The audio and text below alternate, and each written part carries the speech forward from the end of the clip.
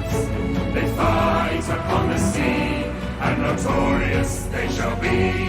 They sail for gleaming gold, and the glory and the fame. Any foe who meets them wouldn't dare to speak their name. Ho, to battle we sail, for fortune and victory, or death if we fail. Yo-ho, all to see, for riches or ruin. Ooh, It's yeah. extremely close. We got 4 teams. Stuka third partying this fight. Definitely taking a harder point there. Oh my goodness, I've never seen. Oh wow, full fight. What? That was like, that was. William drink from the winners in the notorious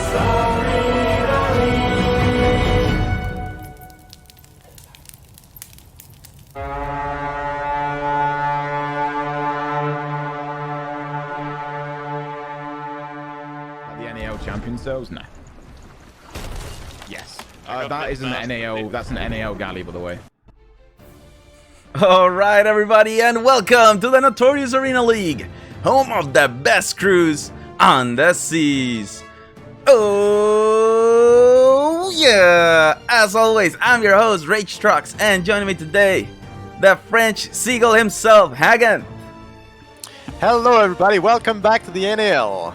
Let's go. It's the start of league play. So now, man, it's the nitty gritty. We've got our semi-pro division. We've got our pro division as well. Teams are playing for 3 weeks to secure, if you're in the pro division, top 3 gets their spot in the grand finals. If you are in semi-pro, then you want to get top 3 so you can go into the round of fate and fight for the last 2 spots in the grand finals. So that's going to be absolutely amazing. If you're not sure about the teams in the divisions, if you're just catching up now, teams in the NAL earn points based on their placements. Today we reset the leaderboards. All teams get 0 points. All teams start at 0 points. But now let me show you the different divisions. We're going to have a total of 8 games tonight. 4 games in semi-pro, and just a quick little thing here. The semi-pro division standings. So then you have it: Octavian, Shrouded Keggers, Nagelfar, Seabound Wolves, and Lost Wolves.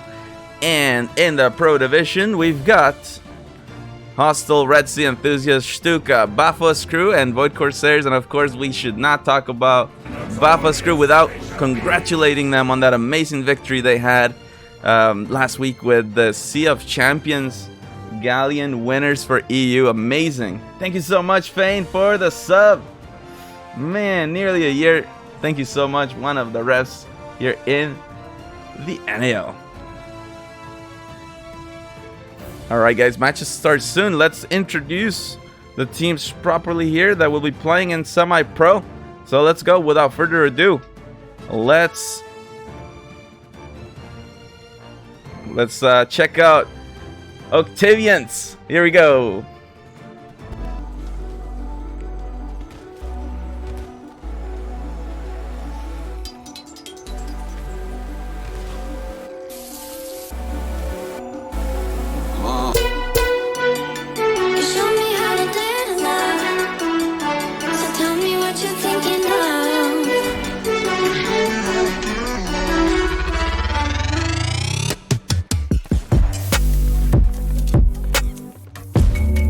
Kiyohime, the one, the only, also does the graphics in the NAL. Mr. Kiyohime. Then there's the team captain, Matt. Slow.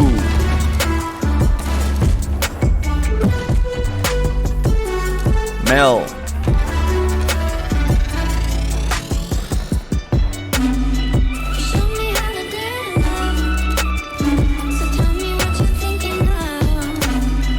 And we got Nick.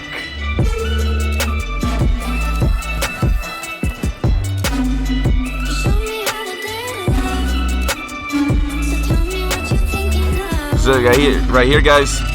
Octavian, no sacrifice, no victory here in the NAL. And by the way, that is so true. I love the Octavians. Again, like, man, I don't know if they're tired of me telling this story, but I just love the fact that, you know, they failed to qualify last season, but they did not give up. They kept fighting because they have a dream, and their dream is to be the #1 crew on the seas. So that doesn't come for free. It takes a lot of effort, and they did qualify for this season. I love to see them. Absolutely huge fan of Octavians. Now, let's hear for the next team here in the Semi-Pro Division. Let's go. Sea-Bound Wolves from Poland. Let's do this. And there we have it. Ryuchan support player. Matthews deckhand.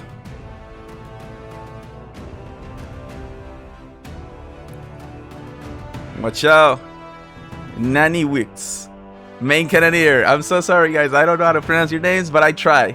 Give me credit for that. Annette, or the way I like to call her, Nechaneta, team captain and the helm of the Sea-Bound Wolves. And Blekinomi, their new helm as well. Let's go. Let's hear it for Sea-Bound Wolves. Alright, and up next. So this is one of the most epic intros. Unfortunately, we're not going to be able to play the original audio over it. So I'll try to like fill it in, make it as epic as I possibly can. Let's hear it for Naglfar, representing the official Sea of Thieves Italy community. Here we go.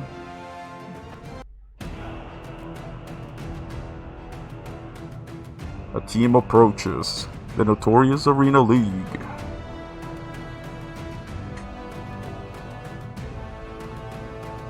Many have heard of them and the myth of their legend. Cannons ready, lit up, ready to unleash as they enter this chapter. Let's hear it for Darko, team captain and helmsman of Naglfar. And of course, Luke's their deckhand. Rackham, one of the best cannoneers on the seas. Vrakel, their support. Joasillo, support and border.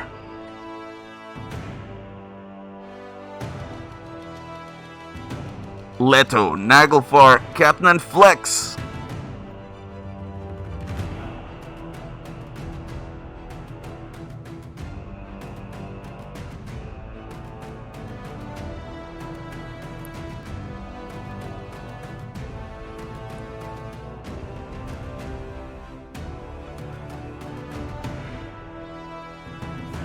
Just like that, they're reborn, and they're reborn here. The scourge of the seas, bringing their pain to the NAL. This is Naglfar.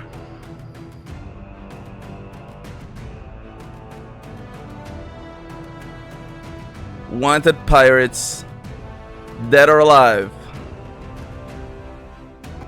Let's go. Yeah, so I am so sorry. I mean, I try to make it as epic as possible. I love the original intro, but yeah, Rip Reno with the copywritten music. So, you know, we make team intros for the teams, but, you know, we also encourage them if they, you know, each team, that's your brand, how you want us to show your brand, that's fine. You have that freedom. But if you choose to make your own intro, you got to make that intro without copyrighted music. Like, that's just so important. So that's what happened there. Now let's hear for the next team here. The Shrouded Keggers. Here we go.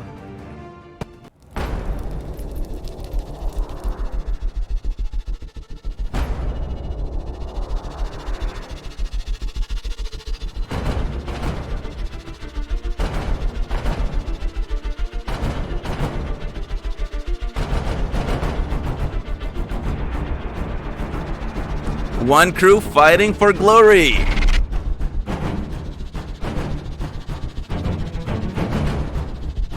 Deadeye, Belgian Cannoneer. Yoshi, support and Cannoneer. Helm, Dank, Digerdot. Synchro, Captain.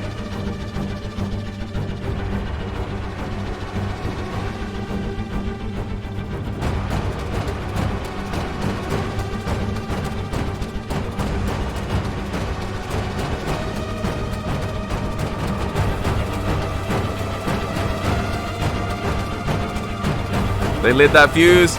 Bringing the fireworks to the NAL. Watch out. Boom! The Shrouded Keggers coming in hot into the NAL.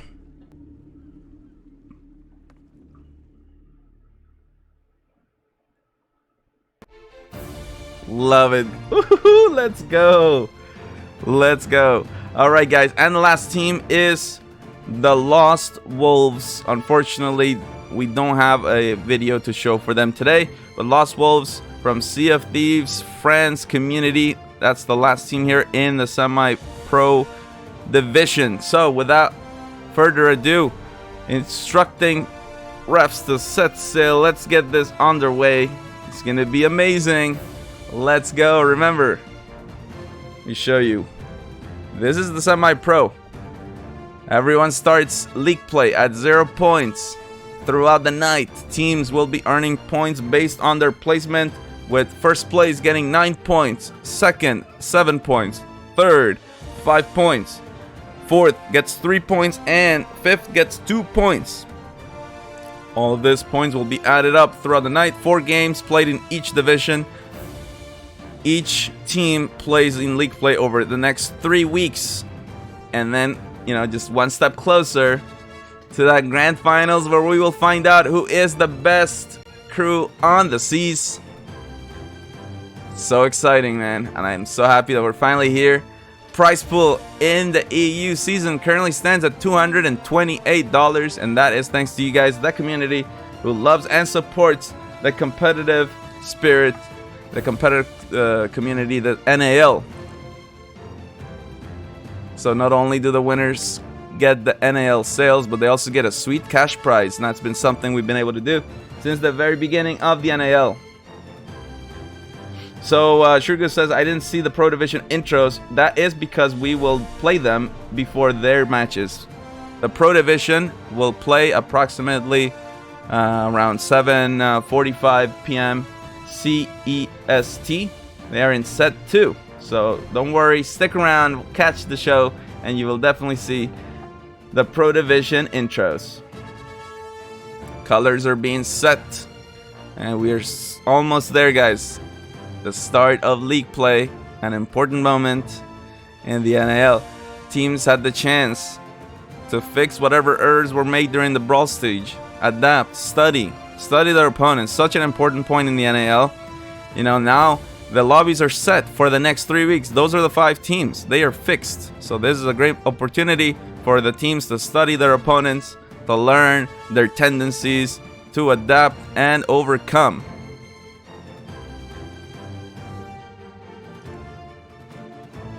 What do you think, Hagen?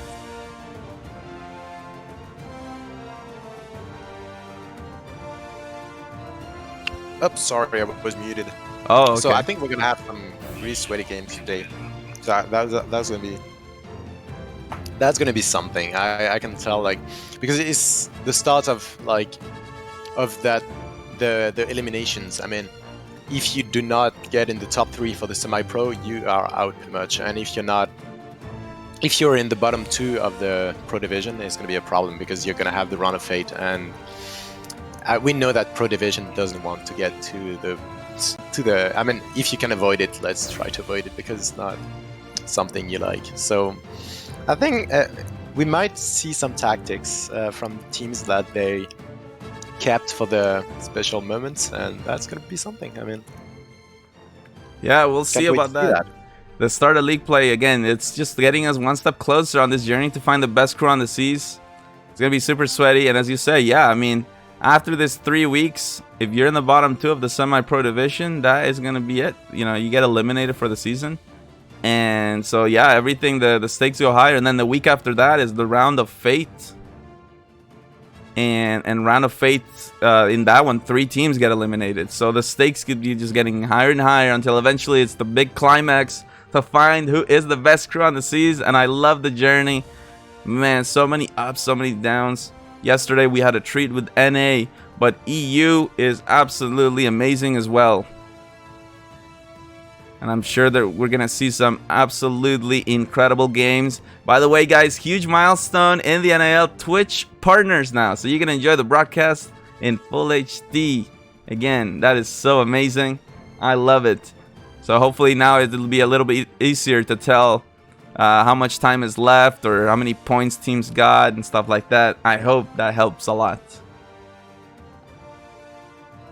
The Marco is getting us underway, and I think we're going to get started on board with Octavian. Just a few moments away from the action starting here. Let's go, guys. Who's ready? Who's ready for the NAL League Play Game 1? I know I am. A lot of Octavians in the chat. Man, I remember their origin, because back before they had a logo, it was Spam Alien to support Team Octavian. We're loading in, let's go! Oh yeah.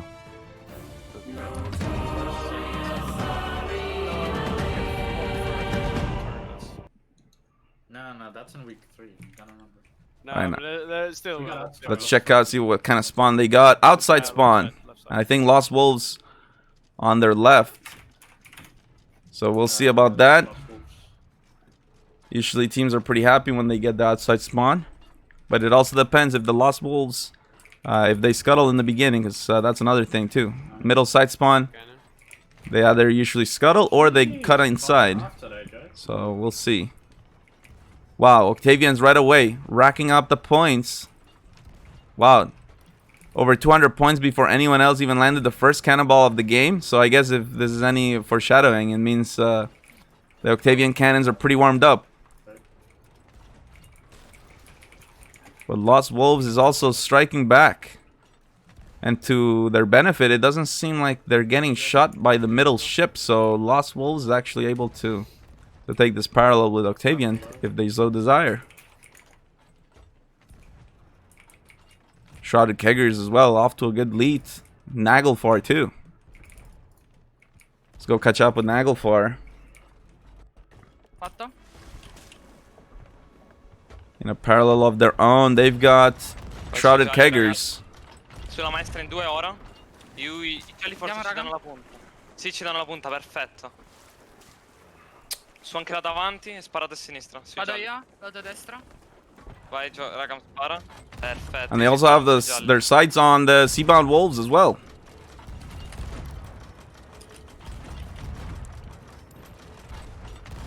Rackham is one of the best cannoneers at clearing the cannon line. So accurate. Already gets a hit marker, but unfortunately gets taken out. Seabound Wolves not messing around. Let's check it out from their perspective.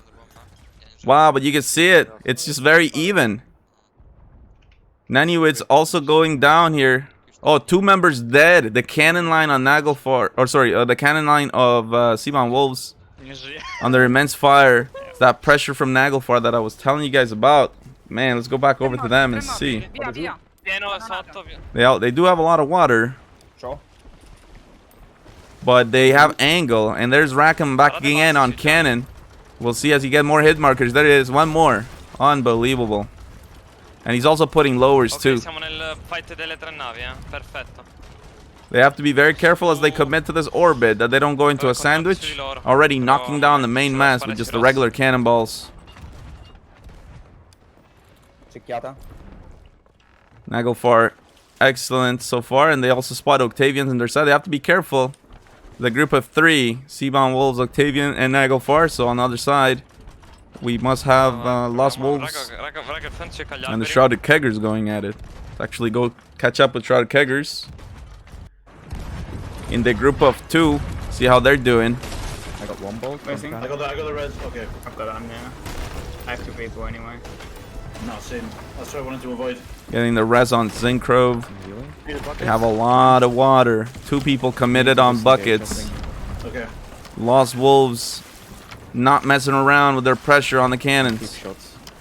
You guys need me down there more, or? Yeah, there's a lot. There's pretty much just 2 people per bucket. Wow, let's go over to Lost Wolves. And credit to them, they had to readjust their roster significantly. So far, they're actually getting the better out of the broadside here with the Shrouded Keggers.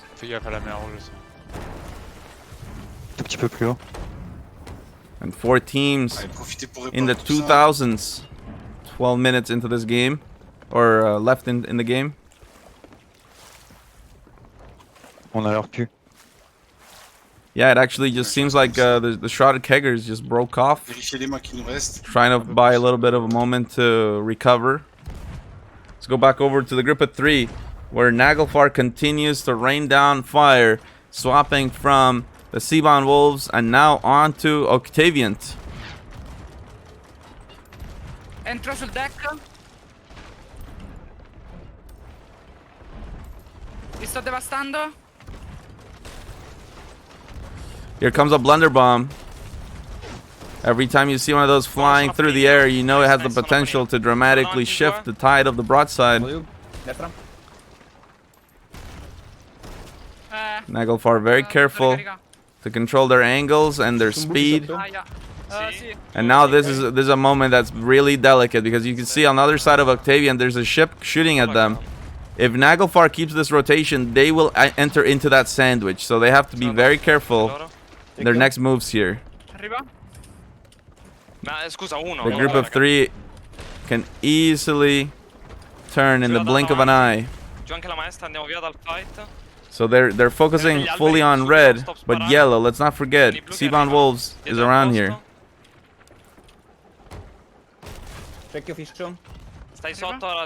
Beautiful though, they are able to continue their onslaught. That being said, Octavians are pouring it on here. They're not messing around either. They got their shots onto Naglfar as well. And Matt perma bucket right now. So efficient, bringing it down and now finally getting the chance to repair some of the holes. Slew gets shot off. I'll do it now. And now Octavian in real threat here to get fully demasted. They drop their front sail, hoping that it'll keep them a little bit more in the clear, but it's getting hit by the regular cannons. Oh, they broke it. The Seabound Wolves, I believe. Let's go check them out. Yeah, Seabound Wolves right behind is what we're talking about. And Naglfar, to their credit, they played very well on that one. They did not go into that sandwich, even though it was, I guess it was very easy to tunnel vision and keep the orbit path, but they did not do that. They avoid that problem, but now Seabound Wolves has to deal with a border from Octavian Zlu. See if we can catch this. Top right, let's go full screen with Zlu as he's hanging out in the captain's balcony. Zigzagging all over the place. Will he go for the pixel jump? Tempting. I think it's thinking about it. Oh, thinking about it. Oh, there he is. He has to deal with the player. Oh, that's... Oh, he's still alive. That is crazy. Lots of disruption for the Seabound Wolves. He's still going. Dodging and weaving is just perfect movement right now all around. They're chasing him. Chaos is what you want to do as the border, and he is dead, but he stayed alive for a very long time. Seabound Wolves now is directly in the sights of Octavian. I guess the one bad thing here is that Octavian is also in the sights of Seabound Wolves. So anytime you get the chance to anchor your opponent, you want to try to kind of maneuver so you get away from their cannon angle. Lots of pressure lower deck here for Octavian. Calling for the scuttle. On the other side, let's go catch up with Naglfar again. They actually spotted incoming shrouded keggers from the group of 2. And they've adapted, fighting them now. On the orbit. Shrouded keggers in second place. Ok,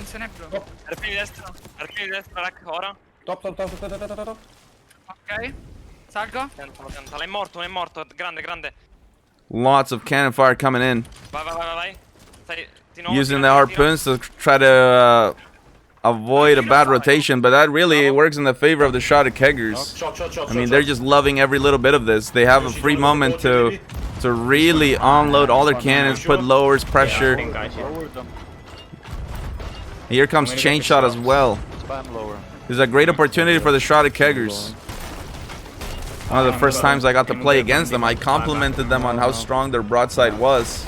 And right now, they're definitely doing so. Yoshi goes down.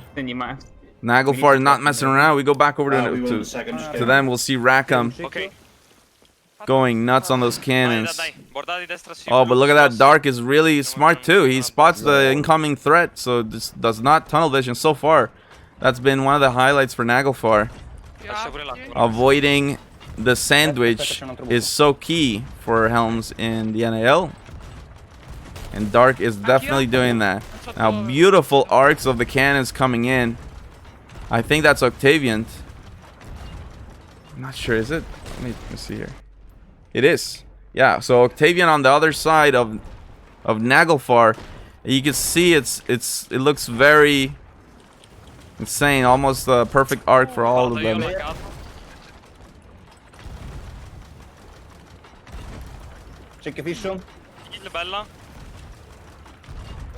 There's this new term that we were kind of messing around with, Talistan and I. When teams like perfectly match each other's cannon arcs, we call that completing the rainbow.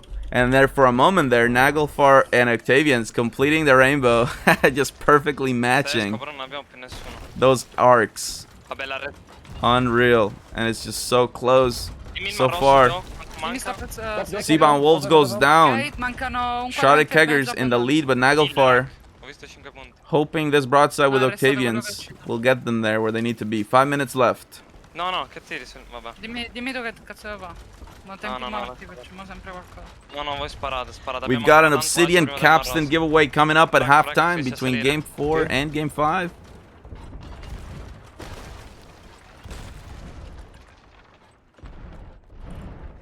So far, very close race for the top and also very close race for third place. Niente, non è. Ok. Take official. You know what? They've been going on this parallel for a while, but because of the slow speed, they haven't hit the Red Sea yet. Let's go back over to the group of 3 where the Shrouded Keggers are really laying it on here. They've targeted now the Lost Wolves. Yeah. Got you. Working hard to make sure they don't get demasted. And And now they spot another incoming threat. The Seabound Wolves. Yeah. Deadeye about to take Mermaid as well. They're gonna need every crew member available, ready to fight this. Aim behind these. More towards the back, more towards the back, aim more towards the back. I'm back. Aim behind them. Reballing. Can I get help with mid, please? Helping you mid. Look at that. Identifying the speed difference is huge. On a parallel broadside, you always want to make sure you're going either the same speed or slower. If you go too fast, it will allow the team to cut behind you, knock down your masts, and put you in the infinite angle that's so hard to shake off. 4 minutes left in this game.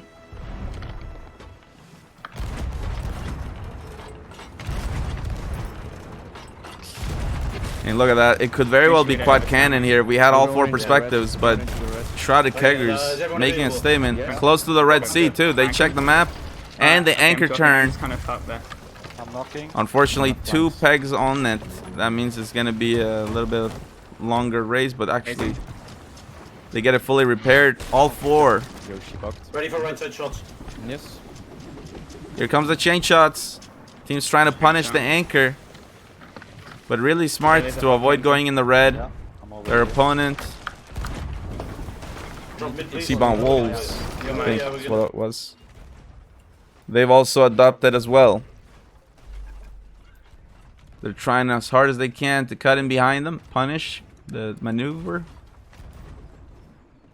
And again, it's a very close race for that 3rd place. Naglfar also very close for the lead.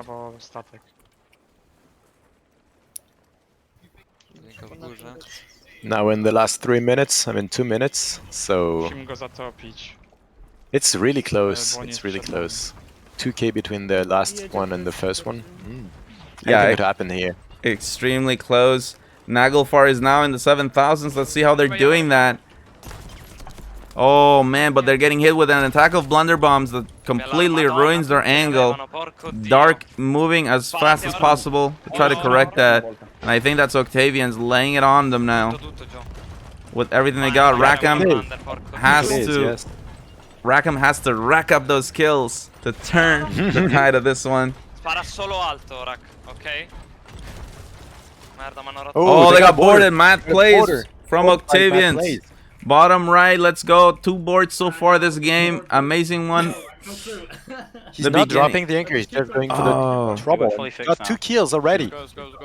He does go down though, but at the end of the day, it allows Octavian to benefit off of that They have like So 200 pairs. really nice to see the board plays coming from Octavian. 1 minute left to go. They've got Naglfar in their sights. They could even sneak into second if they keep up this pressure. But I want to focus on Shrouded Keggers. Yeah, Shrouded Keggers are in a very good position here. It seems like they're going to be in the lead far away. Octavian sneaks into that second place. Good long shot there. Yeah, I mean, that's crazy. I thought, based on the rate of their points going up, I thought it was much closer, but Shrouded Keggers that's showing us. They're showing us how far they can hit. It's insane. And like the ship is moving, they got one sail down and they can still, I mean, for the other ship, so impressive, very good shots there. Yeah, I mean, each of those cannons is going through the air for like what feels almost like 5 seconds. I mean, it's pretty crazy. Oh, yeah. Nice. Great first game, guys. Let's go, boys. Let's go, boys. Just like that. Look at that. What a way to start. League play for the Shrouded Keggers on top. Let's go. There you have it. Octavian sneaking into that second place. Naglfar in third. Seabound Wolves in fourth. And Lost Wolves coming in fifth. We'll be back with game 2 in just a few moments. You did a very good job there. Oh man, for Shrouded Keggers, they gotta be feeling that momentum, the hype. And I mentioned in the beginning, teams are earning points based on their placements. So let's catch up with the semi-pro division standings before we go into the next game. Just like that, here we go, guys. After game 1 with that victory, Shrouded Keggers in the lead with 9 points. Now you have Octavian in set with 7 points. Naglfar, Seabound Wolves, and Lost Wolves. The Battle of the Wolves in the semi-pro division. 3 weeks of that. It's going to be pretty cool. Oh, yeah. But what a great thing. That's, you know, one of my favorite things about the NAL, the Notorious Arena League, is our league format. Like, man, the mistakes that were made in Brawl Stage, you know, obviously that's a big blow. But now, this is like, you know, this is the chance. You know, we're refreshed. Let's go. It's time to show what you know, what did we learn? So far, Shrouded Keggers definitely showing a lot of improvement. That is great to see. And it's the first, I mean, we actually didn't know that team before that season, and they're doing great. They really are, like, great improvement, and cleaning up a first game in semi-pro is already quite impressive. Congrats. Yeah, absolutely. I hope they keep up the good spirits and the momentum.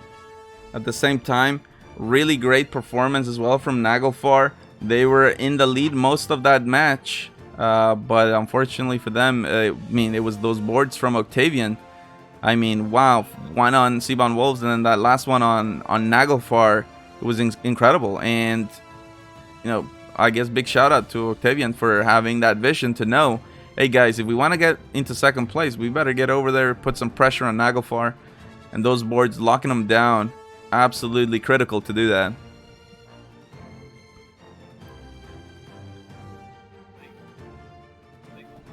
So 3 more games remain here in the semi-pro division for today's league play. And then after that, we'll do our halftime show with our Obsidian Capstan giveaway, a little bit of ukulele, and then we get ready for the pro division matches. 4 games there. Teams in the pro division are Hostile, Red Sea Enthusiasts, Stuka, Bafos Crew, and Void Corsairs. Loading into game number 2. On board with the Shrouded Keggers. Here we go.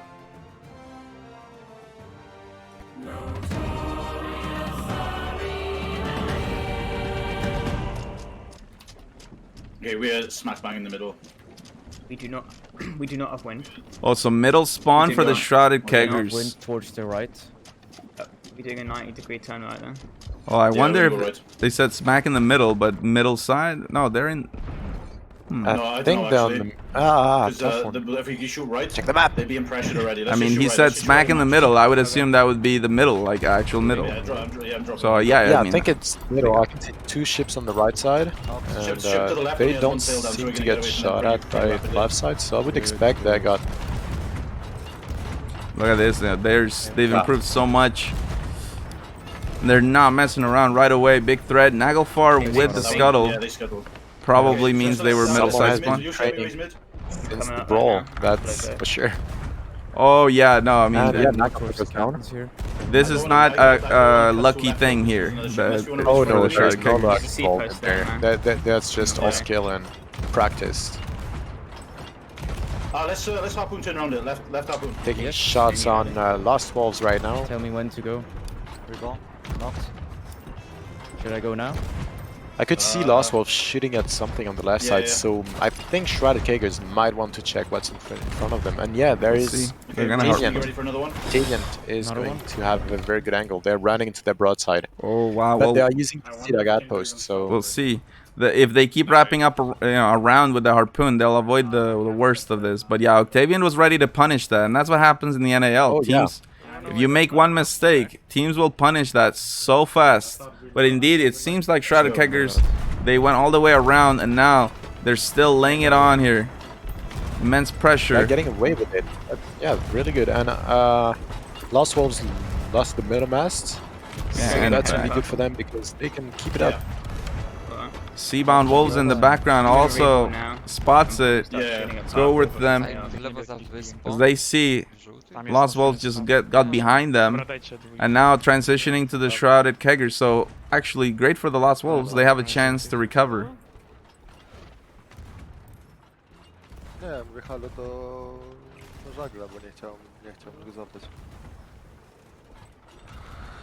Stawcie dwójkę, jedynkę dewiacką. Jedna osoba na harp. Postawiam. Albo już... Harp mi się nie przyda. Ale jak trzymać tą dwójkę, że teraz... Going all the way around the island, trying to avoid it. But let's go over to Lost Wolves. See how they're doing. They actually managed to raise their front masts. And they got a parallel broadside going on right side.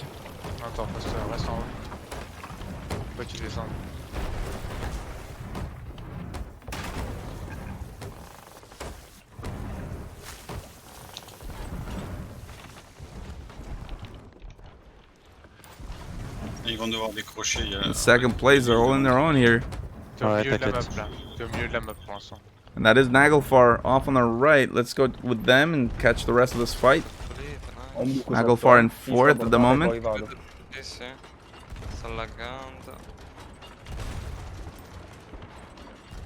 Sulla maestra con me, Vrak.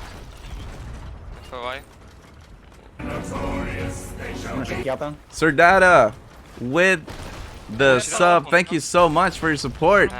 Sir Dada, who won the most improved peg leg award last season as a helm of the Sea Raiders. Primo cannone. Arriva. Hittata, primo cannone. Ve l'ho tolto. But look at that. Naglfar not messing around at all. They got the Lost Wolves on that orbit. But now this is a really tricky moment. Again, if they commit here, Seabound Wolves will be able to punish really hard. Dark is already seeing that and actually transitions the boat instead. Similar thing again, giving the chance for Lost Wolves to recover a little bit. We'll see if the Seabound Wolves actually commit to the fight with them, or if they get ready. Yeah, Seabound Wolves is transitioning as well. Yeah, they're taking the fight, so it's a 1v1 between Octavian and between Naglfar, sorry, and Seabound Wolves right now. Seabound Wolves nailing their first shots already. Yeah, huge plays here. Cannon line, really good. Not messing around. You see Nannywigs with the hit markers and now thinking about some chain shot as well. They're doing pretty good below deck. Yeah, and meanwhile, Naglfar is almost second deck right now, with only one person on cannons, 2 people on cannons right now. Oh yeah, Joacinho, Perma Bucket, Rackham grabbing the courtesy.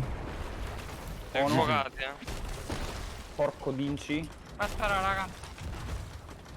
Oh, Octavian's gone down. Puts them into 5th place for now. 10 minutes left in this game. Rackham takes a cannonball straight to the face. Seabound Wolves. He's been good at cannonballs with there. That was kind of hard.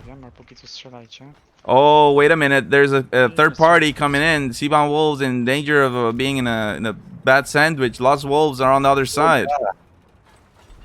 It doesn't look like they saw it yet. I wonder if they might be close enough to the island that they can think about a harpoon maybe to get away from the sandwich. But oh wow, it's 4. There are literally 4 ships, and they're all parallel and sailing straight into the Red Sea. Yeah, right now. that's amazing. The only one that isn't there is Octavian because they just sung, but other than that, It's a parallel everybody's all raising across. sails, I think, they're getting close to the Red Sea. That's crazy. amazing. That's amazing. It really is. Really good play from the Seabound Wolves. They spotted it, so they raced all sails and they're just gonna turn around. It's gonna be the same thing, but with all ships going into the other direction. Let's go. Oh, I would love that. I would love that. I would love that. Just like going across the map, 4 ships like parallel. Oh, and the best candidate. Oh, wait, The we got wheel. we got a board from Johann Zeno, like Josino? Nagafar. I'm sorry for his name. Yeah. Oh yeah, good call. Let's go on board. The left ladder. Entro io. On board with Seabound Josino. Wolves. He's gonna get it. Here we go. On the ladder. They don't see him. Oh, he goes straight to the anchor and now try to pick up the first kill. Doesn't get it. Doesn't get it with a second shot either. Oh, gets taken out. But the anchor's down. The anchor is down. Ancorati? Sono morto, ancorati però. And now, Tiriamo sul centrale. Sì. unfortunately, it doesn't seem like Naglfar will be able to capitalize on that, but maybe they did it just to kind of shake the pressure off. Also, they got Lost Wolves coming in left side, so that might be a problem. No, ma ormai è troppo tardi. Looks like Lost Wolves definitely want to take Naglfar right here. Let's go back to Shrouded Keggers though, because look at that. They're in the lead, and they're not messing around. They got Octavians now after coming back from respawn. The Shrouded Keggers keeping out the momentum of their first game. Their captains. I'm not special.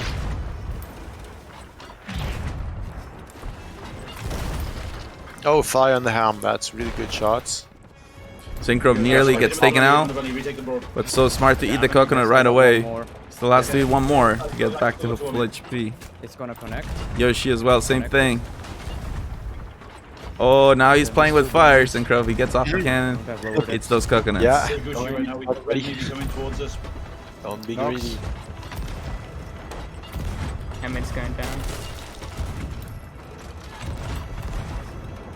We're dry. Halfway through this match, Shrouded Keggers in the lead.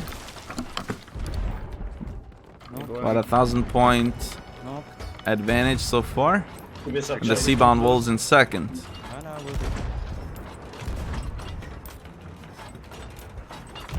Knocked. Knocked. Knocked. Why is he not dead yet? Knocked. Wow, I think they're calling out every hit marker they get right now. Yeah, knock. Yeah, let's see how it looks from Octavian's side. Oh wow, well yeah, they've gone down actually. That was crazy pressure from the Shrouded Keggers, man. Unreal. Very good shots from Shrouded Keggers. Like definitely taking the most out of this fight. On the other side, if we go back, we got a situation with the Seabound Wolves in second place, but they are in danger of a sandwich. Naglfar on one side, Lost Wolves on the other. But the Helm Blekidnomi recognizing danger, doing exactly what they should, which is to pick a side, turn, and just get out of the sandwich. Unfortunately, in that vulnerable moment when they're trying to do that, they do get fully demasted. Yeah. And the Shrouded Keggers are coming as well. They're gonna look at this as a huge opportunity. I mean, for them, for the Shrouded Keggers, if they can focus on the Seabound Wolves here, actually, this is great for their lead. Will they go? But they still want to watch out for Lost Wolves because Lost Wolves are taking a lot of points on Seabound Wolves right now. Might take the second spot here. Salag, hein. Yeah, that's true. Good bucket from Un peu, ouais. Oh my Un god. petit... Vas-y Nico, vas-y. Well, Je suis full. as I full, say je that, suis he misses J'en ai one, mis un. of course. the cast a curse, always. That's how it works, man. Dites si faut que j'aille la rancrer. Ou alors on joue le... Si nous jouons... It looks like Sivan Wolves have a mast back and they are taking the broadside against Lost Wolves. That's Lost Wolves, yeah. J'essaie de péter le barrière. It looks like it kind of turned into something that they can Ils ont mis une handle voile, c'est pas because two ships are focusing but on their right side and not focusing on them anymore. It's been great for them. Taking a quick peek at Naglfar, I think they're gonna... Oh no. Oh yeah, Naglfar broke off from them, and actually Naglfar is cutting behind Octavian. Check this out. About to put them in the infinite angle. We'll see if they manage it. Naglfar needs to get the most out of this. Dobbiamo farmare ancora. Cannone probabile fuori. 3 on cannons for them. Main mass down for Octavian. C'è fuoco anche sul deck? No, solo sotto. Dobbiamo sparare. Tiragli tutte le blunder, va. Ne hai ancora.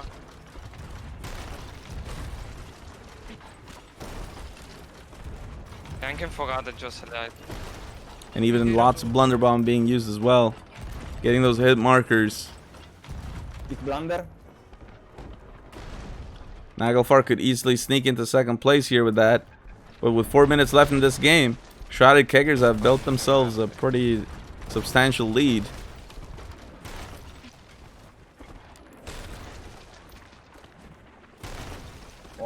And for Octavians, if they have any hope of not being in 5th place for this match, then they absolutely have to win this broad. They have to get as many points out of it as they can. There it is, Naglfar now in 2nd with 3 minutes left. We can see the Sea Dogs outpost right behind in the background, which means that they must be close to the right. They must be really close. And the thing is that Naglfar is on the outside of this fight, so they're the closest one to the Red Sea. Yeah, but at least the saving grace is they're not going straight away from it. They're not going radially outwards from the Sea Dogs outpost. They're going just... Now they might be bordering the circle. Possible. Yeah, that might be actually. 3 sono a posto. 1 sono a posto. Stop. Now 2 minutes left. And Naglfar is keeping his angle, but their DPS is kind of slowing down. On the other side, Seabound Wolves, their DPS is picking up. Seabound, the battle of the wolves right now. Seabound Wolves against the Lost Wolves. Both teams very close. Very close. And it's really a tight race for 2nd place. 2 minutes left. The Lost Wolves now go into 3rd. Oh, but they had a member knocked in the water. He's thinking about the board, but he's low HP. I wonder if he has coconuts. He's gonna go for it. Let's go. I mean, this could be an important moment. Because we see Seabound Wolves has regained 3rd place. This is gonna be huge. It needs to be huge. For the Lost Wolves, this has to be an... Oh my goodness. No, he had the delay. Did he pick up the kill? Yes, he did. He picked up 1. He also had a backsplash on him, and he dies close to the... Oh, that's perfect. They can't. Great bucket. They're backsplashing. Oh my goodness. What happened? Dobra, jest i tak zajebiście. Autopilot tak działa, że ja jeby. Are they really? That could be Oswald's, but I think he literally died right on the corner. Look at that. That's actually really good. If Seabound Wolves start bucketing on the left side, that's gonna be splash at all the time. But I think they called it out. They didn't backsplash. Let's go back over to Shrouded Keggers. Oh, we have another board over there. Deadeye in the water. Oh god, they are. The last moments of the game, they're looking to board on the Naglfar crew.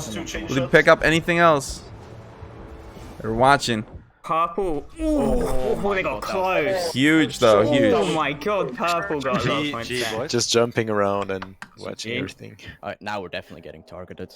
What? But yeah, Shrouded Keggers, really impressive performance so far. 2 in a row. 2 in a row for them. Seabound Wolves in 2nd.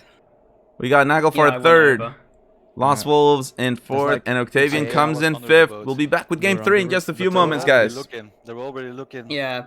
And I, And you hear the commentary out of the Shrouded Keggers. They're saying, man, we're going to definitely get focused now. And that's because, well, obviously, to win 2 in a row, the teams are like, hey, man, we got to put the guys. we got to put the We're brakes gonna on see this.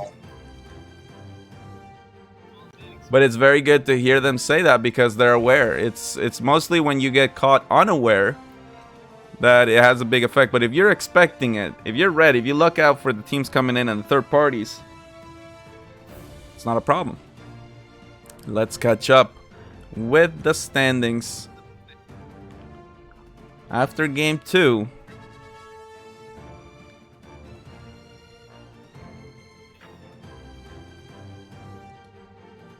Here we go.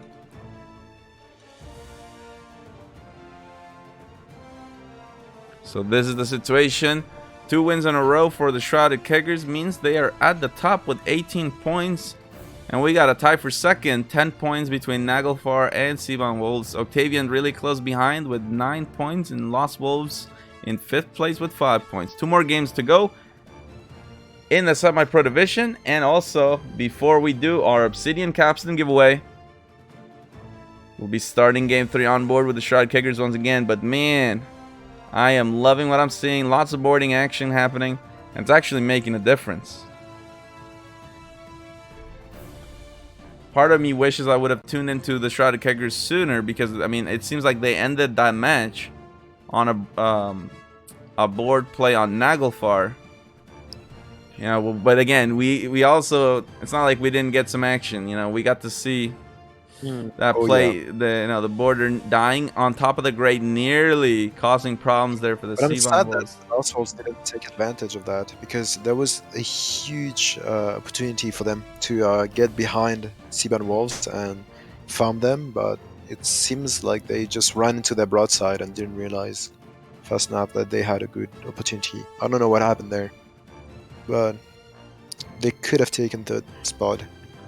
So I see in the chat, we got Dex saying, competitive Sea of Thieves? And yes, indeed, this is what it is. This is the notorious Arena League, home of the best crews on the seas. Oh, yeah. Let's go. And the field's unhappy with the sub. Thank you so much. Let's do this. Starting game 3 on board with the Shrouded Keggers. Will they make it 3 in a row? Let's find out.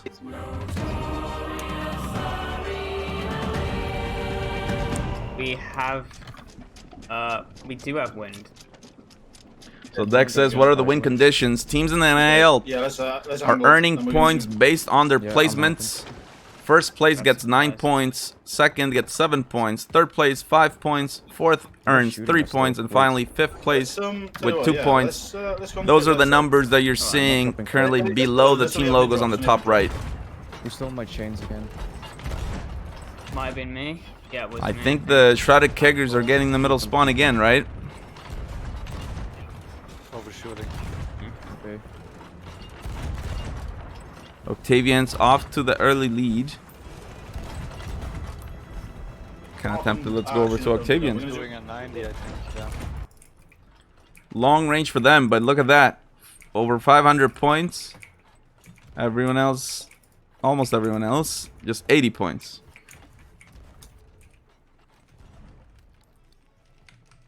Did everyone just stop shooting? What the fuck? What's with the points? They're just as surprised as we are.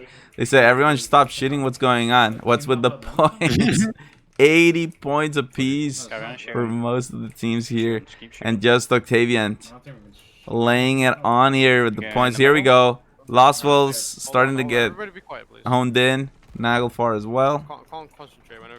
Shrouded Keggers is shooting right now at well, Octavian.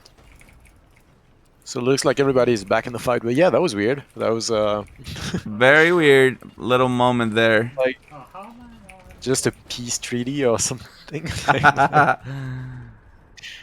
Everybody said, "Let's go. Let's just watch them." Ceasefire. Yeah.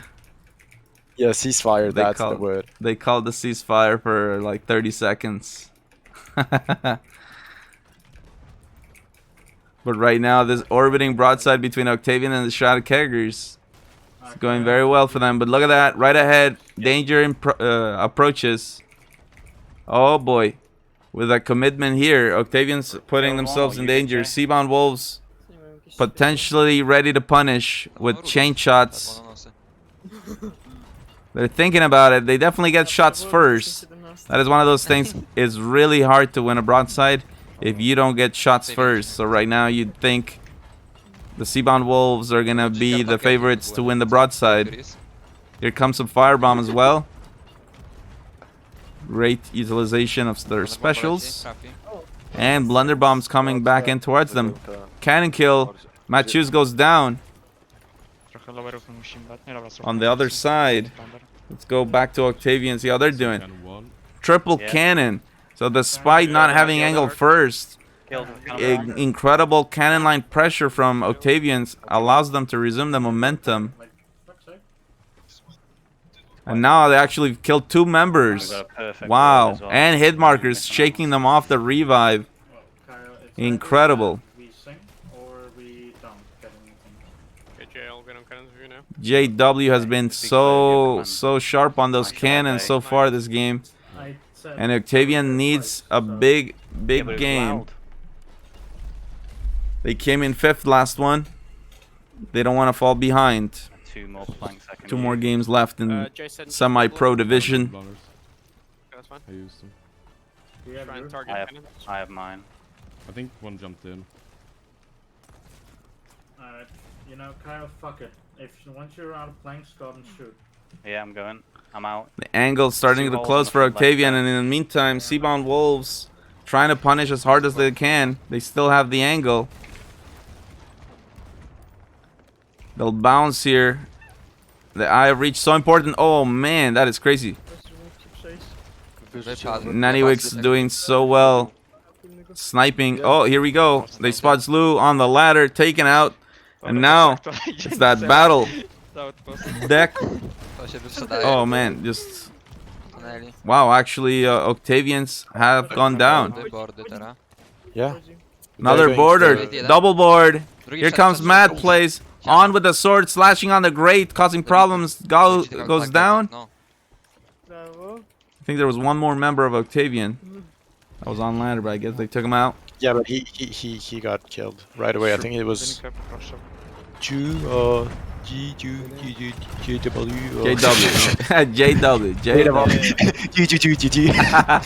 Come on, guys, don't worry. Hagen is not. Hagen is not getting a stroke right now. He's just trying to read the name. I'm just really dumb. That's it. No worries. Well, look at that though. Shrouded Keggers coming in right at the perfect time to put the pressure on the Seabound Wolves. They still have plenty of specials, and they've already knocked down the main mast, front mast down. I think fully demasted, honestly. Drop in mid. Go for left shot from blue. Kenzie, go fix. How bad are we? Not good. All good. We're not that bad. Price pool right now stands at $228, and that's thanks to you guys, the community. When you donate to the NAL using the link in the panels below, 75% of your donation goes straight into that price pool. 25% goes towards improving the league, keeping things running, and if you've been following us since the beginning, that you know we live up to that promise. Always so much improvement, and today is actually a great day to show off that, all the support and stuff. We got Twitch partners, so now we bring in the streams in full HD. Yeah, it's fine. Go help top. Coming up. We're red seeing. Get us out this red sea. We are. I did call from front. Let's go over to Naglfar, a parallel broadside with the Lost Wolves. And they're currently in the lead. No, sono fuori nave, cazzo. Dovete girare un po' il timone a sinistra, Dio povero. Vado io. Tissio. Poco il tempo di fare la rotta. Raga, vai tu, fissa. Capito, Joe? Sì, ho fatto. Ok, bravo, vai pure a sparare. Dog definitely Ma sparare desperately trying to look for a mermaid. Yeah, finally he's gonna get it, but man, long wait. Seabound Wolves now taking over in the top. They've got that fight. They were fully demasted by the shrouded keggers, but they are dealing with it very well. They're still demasted, but they are shooting. And you know what? When you lose all your mast and you're next to an island like this, it can be bad. But it's actually kind of good too, because you're not getting shot at from the other side. You have more chance. You're getting counter protection from the island, but they're getting still sandwiched. Yeah. You got a ship in front, in the back. Yeah, teams are kind of. It takes them longer to position correctly for this, but they're doing it. They're literally going out of their way to go perpendicular to the seabound wolves. And both teams are raising all sails to get the perfect shot. So now, yeah, seabound wolves need to get a mast to get out of this because they're getting hammered from both sides. Yeah, shrouded keggers on one side, and then on the other side, who is that? That's a great question. I think that...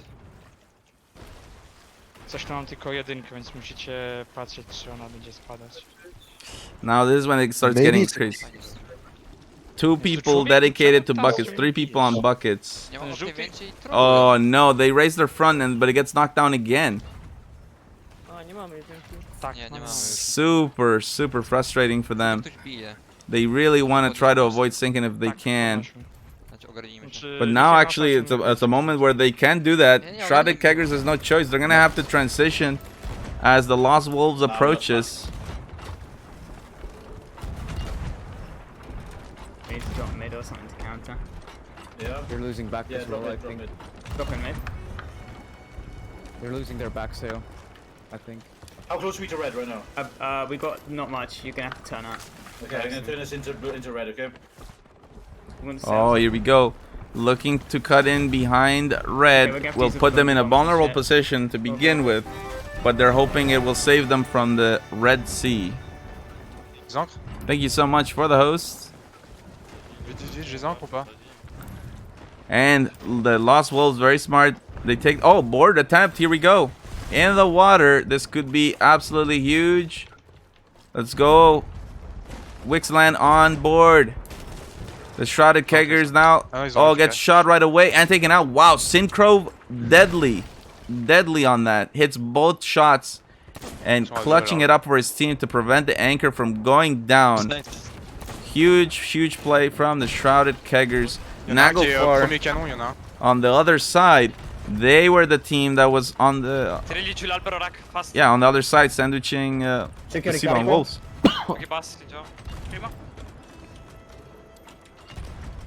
Octavian as well in there. Wow. Thank you for the host. Appreciate it. Octavian has to deal with bow facing island. Dangerous thing there. Vado io. Vi do portate di destra a momenti, ok? Sui blu sempre. Sul dietro con me, uno. 5 minutes left in this one. Ok, preparatelo e Vraga il Fancon cerca il davanti, il dietro a posto. The last quarter of the game is the most important part, where so many things can happen. The Lost Wolves go down. I guess that was at the hands of the shrouded keggers, maybe. Let me see if I can get back so. Yeah, I'm planking this mid. Go over to Naglfar. Naglfar is not letting up. I mean, they got Octavians completely locked out here. Io ce l'ho, forza è buona? No, che cazzo. Ma stanno a girare? Fate bassi, appena entra l'imbordata spariamo alto. L'hanno perso, no? Non è vero? Alti sul canone ora, sui canoni. In caso io ho un sacco di... Man, Octavians is not going down, but I'll tell you what, man, Naglfar is just laying it on him. They're not missing. And there's a third ship shooting at Octavians right now as well. Kind of curious to see how they're doing with the water. Kiyohime knocked out. Matt is just perma bucket right now through the grate. Unable to bring it down low enough to patch it. Just perma bucket. Purple are now moving. 3 minutes left. They just spot No, they're team good. coming in, wave after wave. They're fighting purple now, though. Just transitioning on ships after ships, really doing good. And that's really good because Seabound Wolves could actually take the second spot here by taking the broadside with Naglfar. I'm shooting. I mean, Naglfar is pretty much safe for the first spot, but that's really good for Seabound Wolves. Yeah, very close race for that second spot. Seabound Wolves, Octavian, and the Shrouded Keggers all super close in their score. 3 teams in the 6K. Looks like Lost Wolves is kind of out of the competition for the second spot.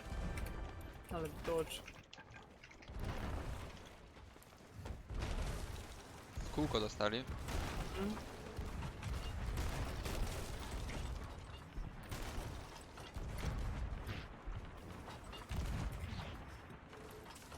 Na czym ty wiesz z tym akwarium?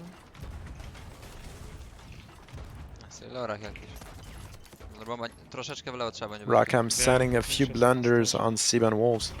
Looks like also Octavian is getting a lot of points, taking second spot here. Oh wow, yeah, let's go back to them. Oh, they spotted the Shrouded Keggers were coming in, but man. Yeah, nice. Not messing around. That outpost is giving so much cover. So when teams get demasted nearby it, it's like you really can't get overconfident. It's really easy to just fly in, underestimate it. Like in a 1v1 ship battle, rotating on the axis is a perfectly legit thing here. That being said, Octavian did manage to raise one of the masts. They're just managing speed on their back sails. Lou goes to shoot one single cannonball, gets taken out. Nope. It's a bad luck moment there for him. See if they get the res.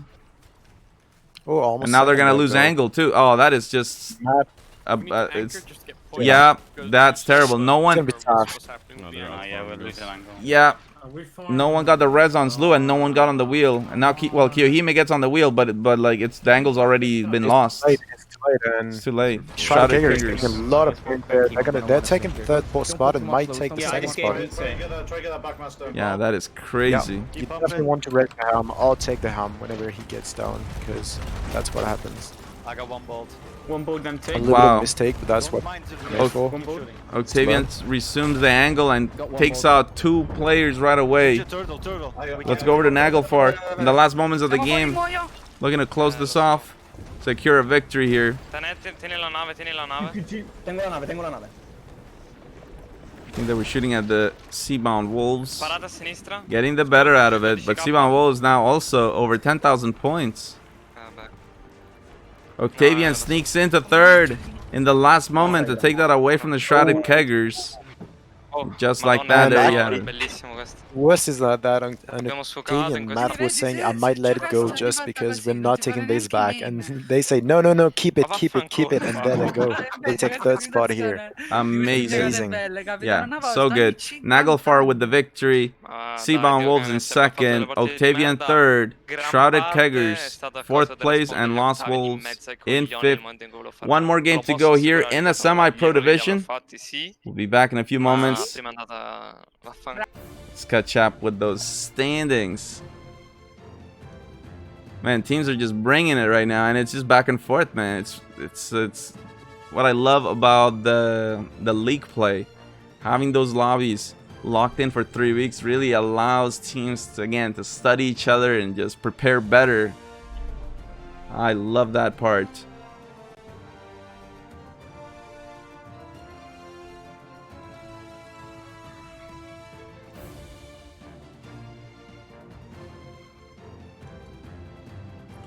Alright, so with that, let's check out the overall standings. This is the current situation with 1 game to go in the semi-pro division. Shrouded Keggers still in the lead, 21 points. Naglfar in second place with 19 points. Seabound Wolves third with 17. And then you got Octavian with 14 and Lost Wolves with 7 points. Remember, league play lasts 3 weeks. So, yeah, this is week 1. And by the end of week 3, the bottom 2 teams here will get eliminated from the season. So that is an important thing. So far, it seems, well, of course, it's definitely too early to say anything about that.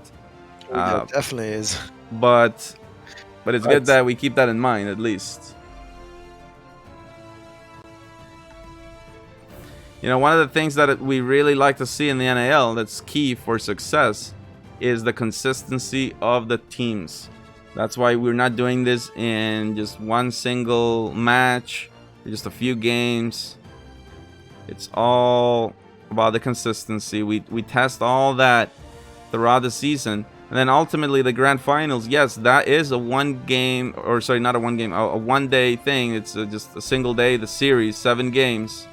But by then, we've already seen teams prove how consistent they are throughout the season. So those are the best 5 teams that are going out there. And definitely by the end of the night, the team that wins is going to be the best crew on the seas, winner of the Notorious Arena League sales.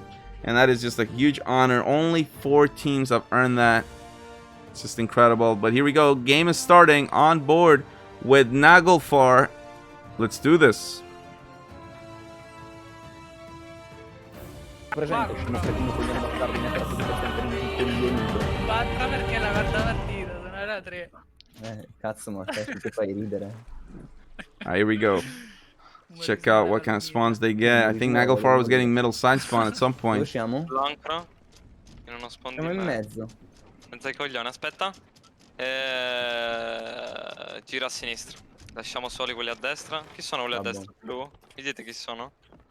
Paolo. Fermi con le vele. Dio cane, pure il Turning vento to the abbiamo left. Bronco polmo. Te l'alzo. Ormai tira giù tutto e te ne del vento, niente. Again, Naglfar, one of the teams representing the official Sea of Thieves Italy community. In the Pro Division, we'll have also Void Corsairs. And from Sea of Thieves France, we got Lost Wolves.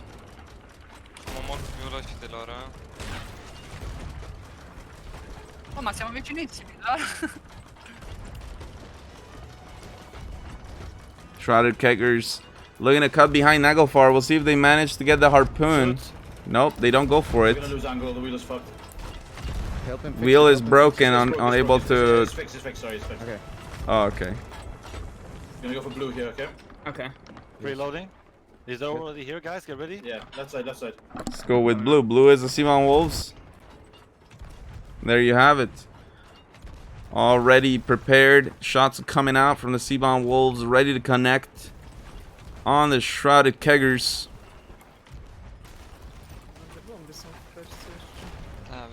Very accurate so far. Both teams really laying into each other. Blunderbomb coming.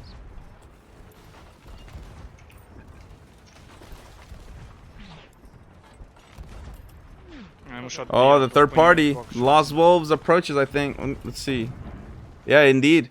The Lost Wolves looking to punish the overcommitment on the orbit.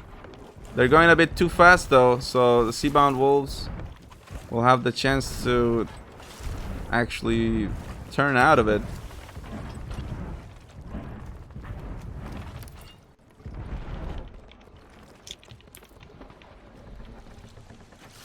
Close game so far. I can tell you there's a good fight in Octavian right now and Naglfar. Naglfar had really good shots on Octavian until Octavian managed to sneak behind them and started to destroy the can line. And I think they took 2 kills right there. Now it's just like ship to ship. Like both ships are touching each other. And but look at the difference, though. Fire on board. Shoot him. Naglfar, and it's allowing the kills that would normally take 2 shots.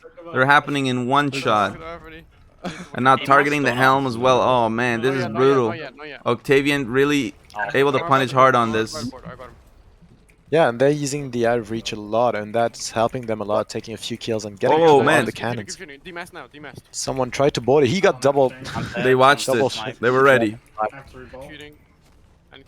But now, yeah, Naglfar looks like they want to get out of this fight, but... For Octavian, I wonder if they're gonna focus on knocking down Mass. JW dead, so actually Naglfar seems to be turning it around here. They finally get the angle. Oh my goodness, crazy! I think they've got 3 kills in rapid succession here. Non li fate Naglfar just so deadly on the cannon line. It's just brutal. They're definitely taking back the momentum. Main mass down, front mass down. Vado via da sto fight, gli do il culo a questi. Spegnete il fuoco, state bassi. La spengo io? C'è qua sotto? E tenete gli alberi. Tenete gli alberi ora, ok?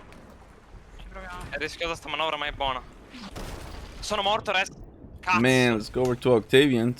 Yeah, I'm just gonna... Octavian now looking to return the favor. Try him. Just back and forth, but guess what? Seabound Wolves on the other side. Octavian has to get out of this sandwich as quickly as they can. Naglfar dropping sail. Killed one. Unfortunately for Octavian, they don't have that same luxury. Wheels broken. Masts are down. And they're about to lose angle here. I'm just gonna hold the leg again. Going back to Naglfar. They're making the most out of this as they possibly can. Gli ho ucciso il timoniere. And then we'll see if they transition to the Seabound Wolves afterwards. Mi dici Marrosso? On the other side, Shrouded Keggers fighting with the Lost Wolves. Ok. Regolare giù. Sparate sui blu. Blu. There it is. Transitioning to the Seabound Wolves. Octavian's gone down. So this is just a straight 1v1 now. Naglfar and Seabound Wolves. So we'll catch it from the Seabound Wolves perspective. So well to start that broad with 3 on cannons. Actually, let's go. Oh, for a moment I thought it was going to be quad cannon. Like Inomi just checking out the map, making sure they have some room before the Red Sea. And then there it is. Gets on the cannon as well. Every time we see a parallel like this, you know, how do you transition away from Red Sea? That can sometimes really make or break this stuff here. So it looks like Seabound Wolves is going to choose to raise all sails and just kind of turn out of it. We see a lot of other teams, they like to do the anchor turn. But yeah, Naglfar right now is definitely trying to punish as hard as possible. Like Inomi making sure his team has angle. Naglfar close to the red, but also doing great to make sure they're not actually in the red. They pick up kills. Again, Rackham is so good on those cannon line pressure, man. It's just insane. Almost every shot he fires is a hit marker. No, fermiamoci. 2 dead on board the Seabound Wolves. And they get closer and closer. At this range, you can't mess around. And you can definitely see Naglfar trying to knock down those masts with their regular cannonballs. They do it. Back mast down. Immense pressure all around. A lot of water though for a moment. A little bit of panic with the water, but they bring it back down. And then of course, let's not forget, third party, baby. Just transitioning right out of that. Naglfar has to continue with their awareness of the Red Sea. They're just on the border of the circle. They have to have a slight right hand turn to avoid it. Due blander su di loro. C'è che ricarico? Dude, that is crazy. Is that Lost Wolves doing that? Yeah, it is. The Lost Wolves it is. on cannons, absolutely pouring it on. Naglfar trying really hard to recover. We've seen that you know, they've been in difficult moments before, but all it takes is just one good cannonball on the top deck. It can definitely turn it around. And now, unfortunately, this is what we're telling you.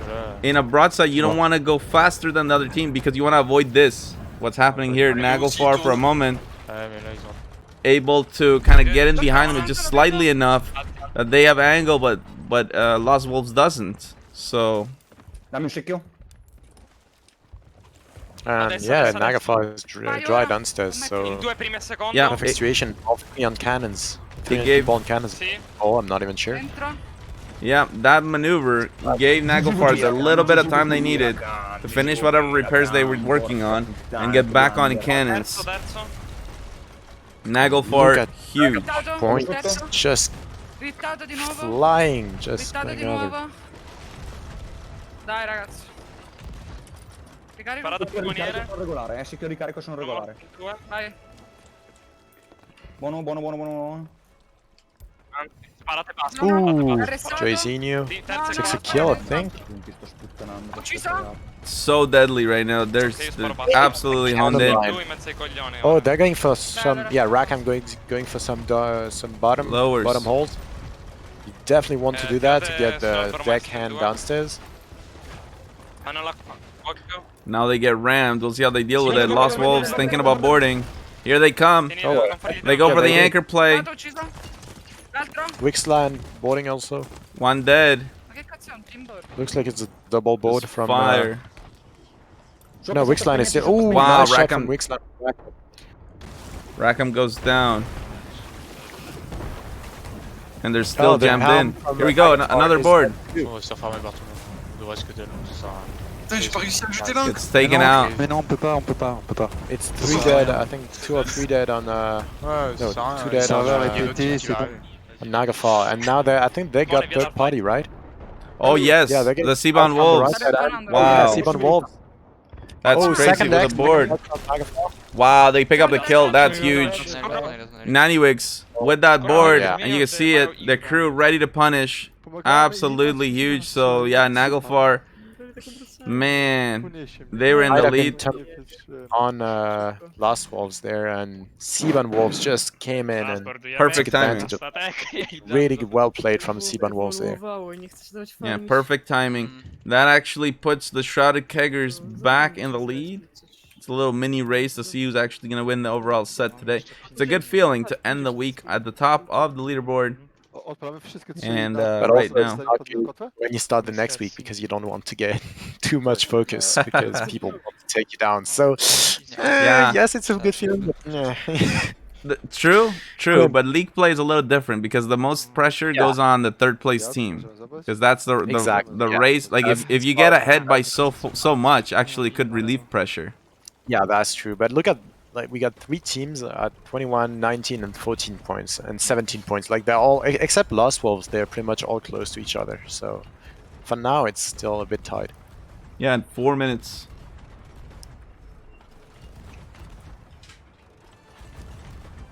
Naglfar coming back crazy with all sails in the wind, trying to take Shrouded Keggers, I think. Oh no, that's Octavian. They're gonna engage Octavian. Kogo jeszcze raz musimy Oh, going for the demast. Musimy wbić pierwsze miejsce. Po prostu pierwsze. There it is. On the backside of Naglfar. 4 minutes remaining. Yeah, MF, go. Oh, but Oh, Naglfar border. getting Matt in the air. This could be a huge moment. Keggers coming in far distance. Oh, I think it's gonna be just too late. Yeah. Naglfar in a sandwich, unfortunately, because Shrouded Kegger is on the front right, and we got Octavian on the back left. So really bad situation here for Naglfar. Yeah, for the Shrouded Keggers, they're definitely looking to pick up that win to win the set. Doing what they need to do by targeting Naglfar. Actually, just target Naglfar, but Naglfar sending all blunders and all fire, getting them off the cannons, using all their specials. Oh, and Rackham going for the board on the Shrouded Keggers. Wow. Let's Here we go. go in the air. Oh, too much. Oh, you see, that's what can really hurt, because they were actually getting the better of that. Now the Shrouded Keggers have a real chance here. Deadeye is dead. I got that far, don't worry. But I mean, by the time that Rackham gets the mermaid, he'll be back alive. And now, oh, now it's a counterboard. Ooh. Was it good? Yeah, I'm gonna make it. They can't be amazing. Let's see it. The mermaid, of course, spoiling the surprise. We'll see if they're paying attention. Trying to get the silent grab, but yeah, I Josinho got killed on ladder. was ready. They can't me. Oh man, both teams with the board. And it's so close in the last 2 minutes. Naglfar calling out all blunders, let's go. But I think they use pretty much every blunder. Okay, you got Lost Ooh, Wolves goes Lost Wolves down. goes down. ammo. Yep. Thank you. I'm going downstairs. Have we got shots going back at him? We getting mad lowers. I need Yeah, we your got shit. shots. Looks It's like such a close I- battle. somehow I need taking buckets the now. lead I'm on here. points right now. They're all three on cannons. Yeah. Oh, come le giro di pe. They got the momentum and they picked up a kill. Boom, porco due. Oh, They can feel that- it. Look at the points. They are getting back Devastate. close to the first position.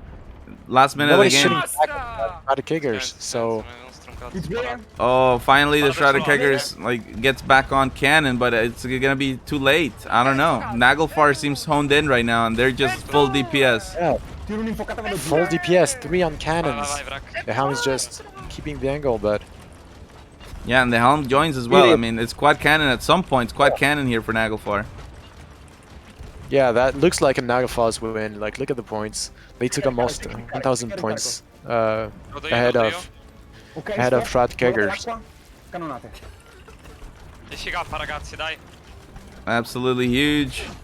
Last minute of the Shrouded game. Keggers a bit. Una cannonata e vado giù. Yeah, that's definitely a Naglfar win here. If it stays like this, it would actually be a, I think it would be a tie for the top. I think it will be, yeah. Rakam going for the board at the last second. Oh, the chance to redeem himself. He didn't get it though. Amazing comeback. I didn't see that coming. Oh my god. Huge plays here. Very well Naglfar. played. Shrouded Keggers in second. Seabound Wolves in third. Octavian fourth. And Lost Wolves fifth. That was game 4. The last game of the semi-pro division. Non me ne era. Let's catch up with the standings.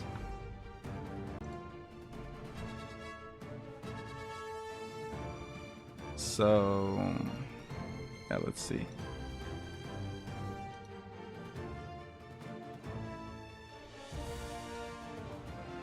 Okay, here we go, guys. This is the current situation. As we said, we got a tie for the top with Naglfar and Shrouded Keggers, each 28 points. Seabound Wolves 22, Octavians 17, and Lost Wolves with 9 points. So really super tight set here in the semi-pro division. Amazing. Man, I'd like to... Man, I like to do the interview, but now we have to do 2 because of the they're both tied. Yeah, we got Naglfar and Shrouded Keggers. So Shrouded Keggers. I guess we'll. Let's just see it. Let's try it. Let's go. let's try it. Let's try it. Let's go. Let's do this. So, who do you want to bring first, Shrouded Keggers or? Let's bring Naglfar first. Let's go Naglfar first. Okay, moving them.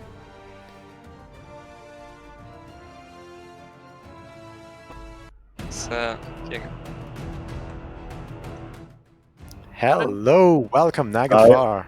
Being joined by Naglfar from the official Sea of Thieves Italy community. Guys, you actually tied in the series with the Shrouded Keggers to end week 1 at the top with 28 points.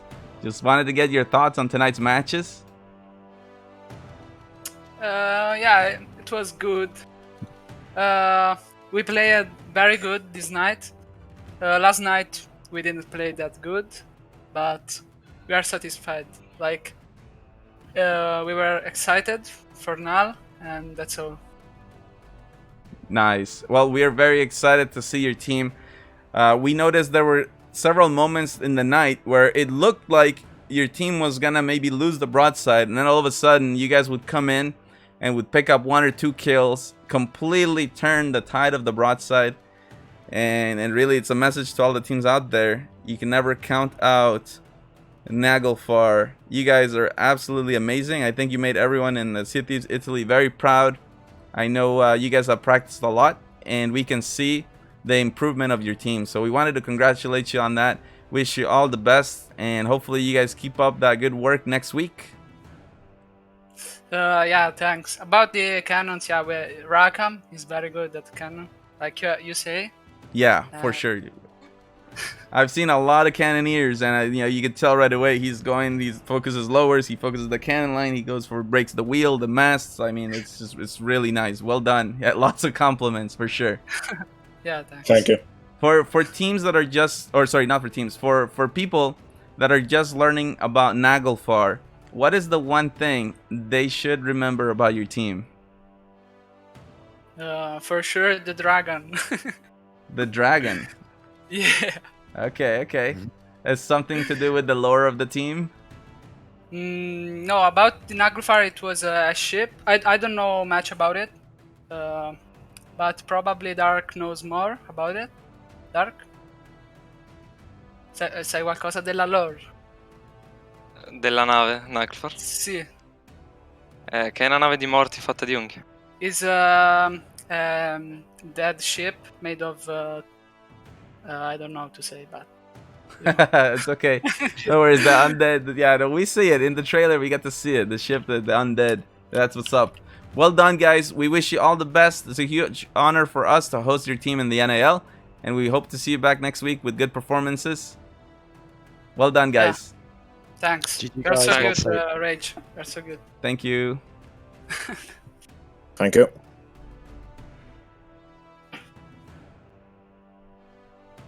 All right, now let's go talk to the Shrouded Keggers. Hey.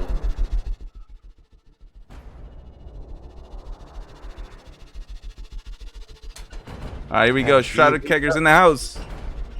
Hello. Hello.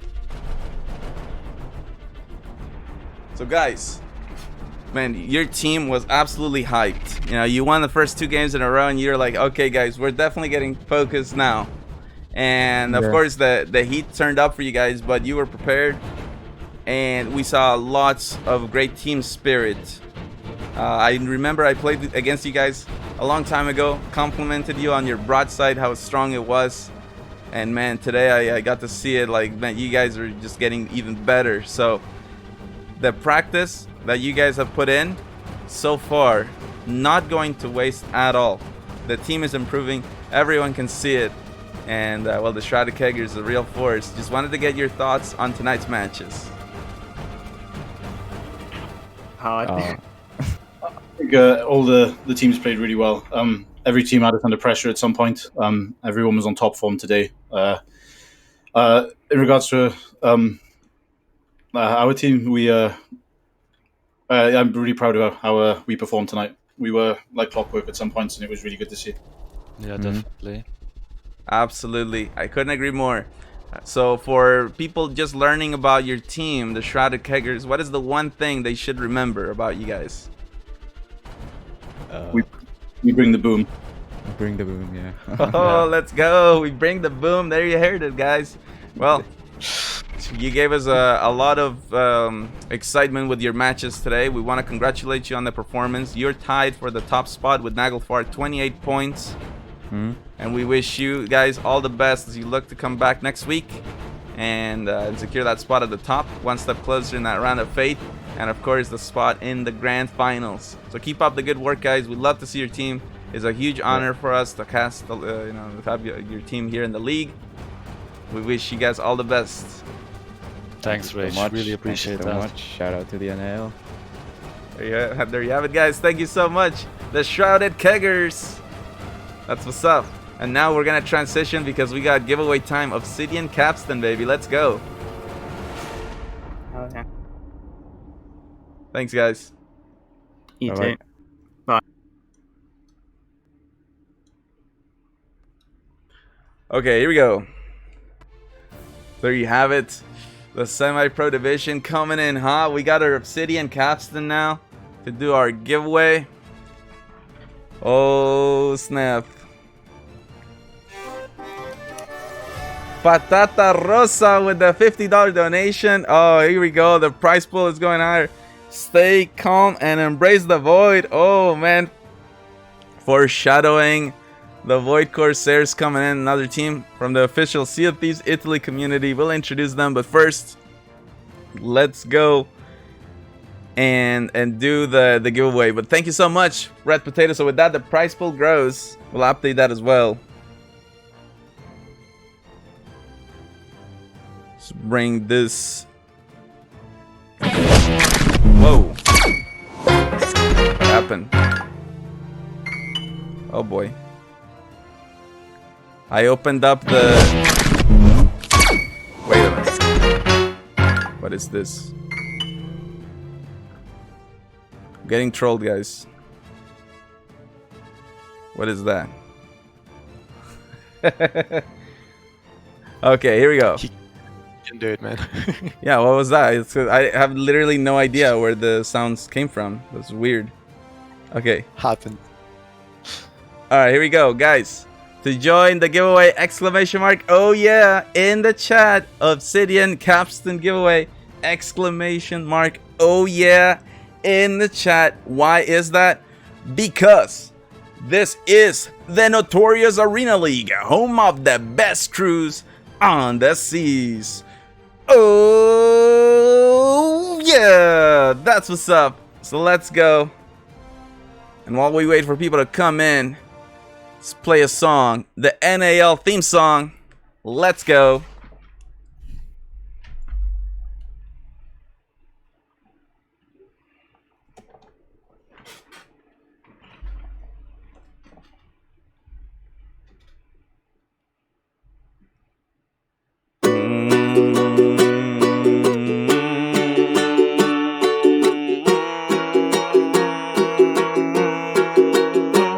There's a rumor and it's true. There's a league of fearless pirates. They fight upon the sea, and notorious they shall be. They sail for gleaming gold, and for glory and for fame. Any foe who meets them wouldn't dare to speak their name. Yo, to battle we sail, fortune and victory, or death if we fail. Yo, all to see, riches or ruin in the notorious Arena League. Be notorious, so notorious, notorious Arena League. We'll drink from the winner's cup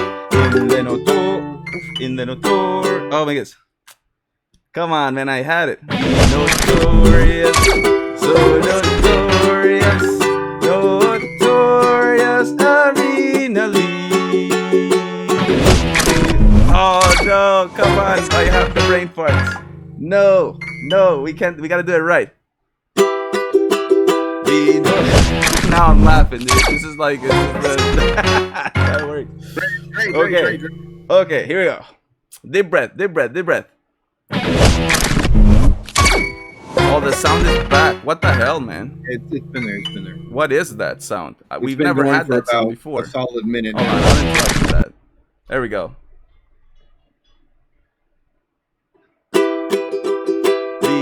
Okay. I gotta do it again. You know, notorious.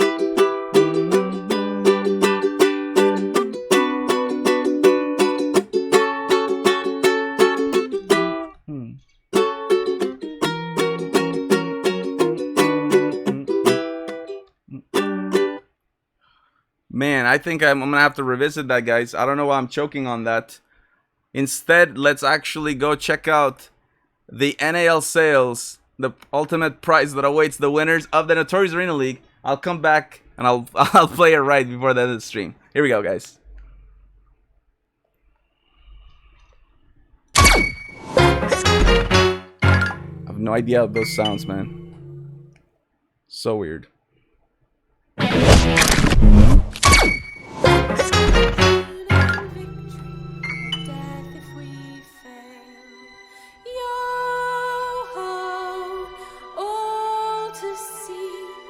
For riches or ruin in the notorious Arena League.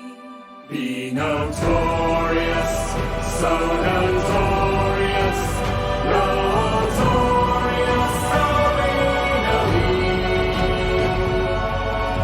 Will you drink from the winner's cup in the notorious Arena League? When you become notorious, this sales will ensure that your victories are recognized. That's the ultimate prize that awaits the winners of the Notorious Arena League. Let's go back to our giveaway now. And I hope the luck is on your side because we're rolling this giveaway in 3, 2, 1. And roll it.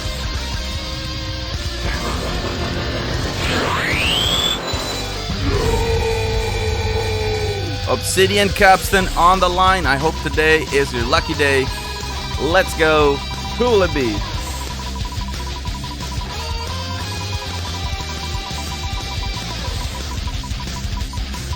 Oh.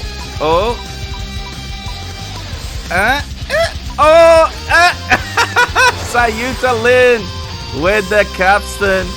Oh snap, that's the most difficult part, but now you've got to interact in chat to secure that prize. Just like that. Slays out that beast. Sayuta Lin picking up the Obsidian Capstan today. Alright, hold on. That's it. Oh my god. I'm gonna turn off that thing. The NAL sales and not having the capstan. I know, that is crazy. That is crazy.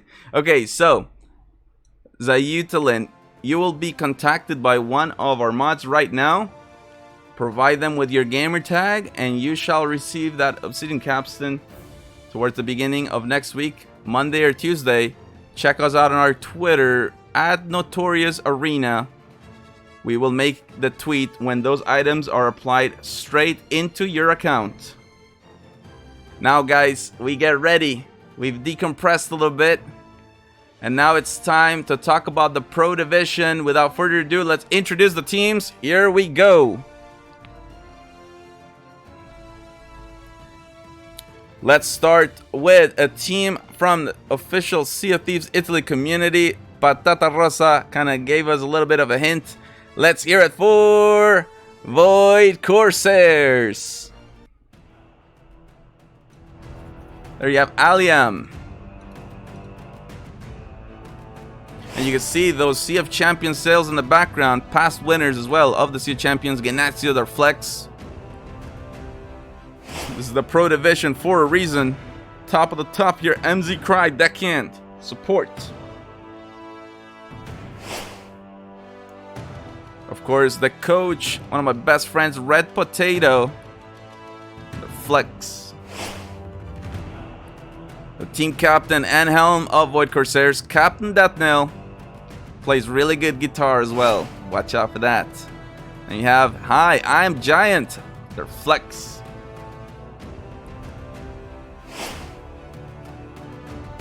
There he is, Taiji's border and support. Void Corsairs coming in hot to the NAL.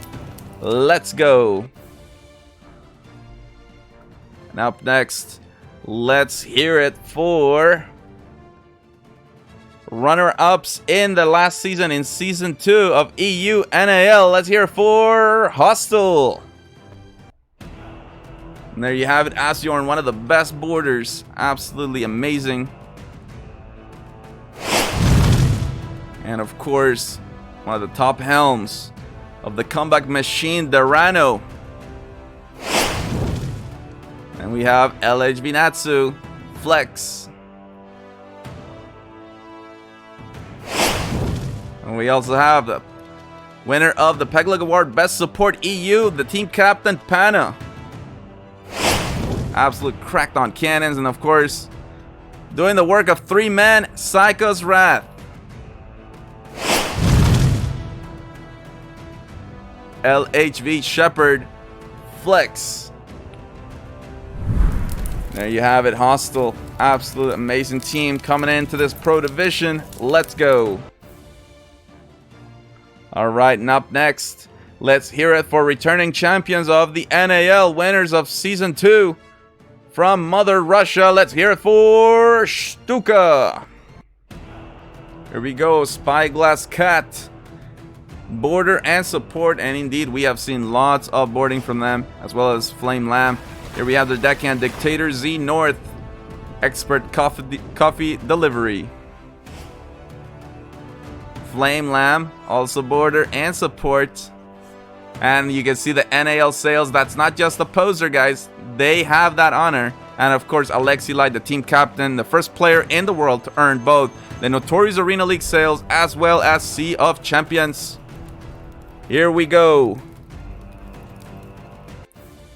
2 more teams to introduce. Let's hear it. A team that has just won the most recent EU Galleon event for Sea of Champions from Italy. Let's hear it for Bafo's crew.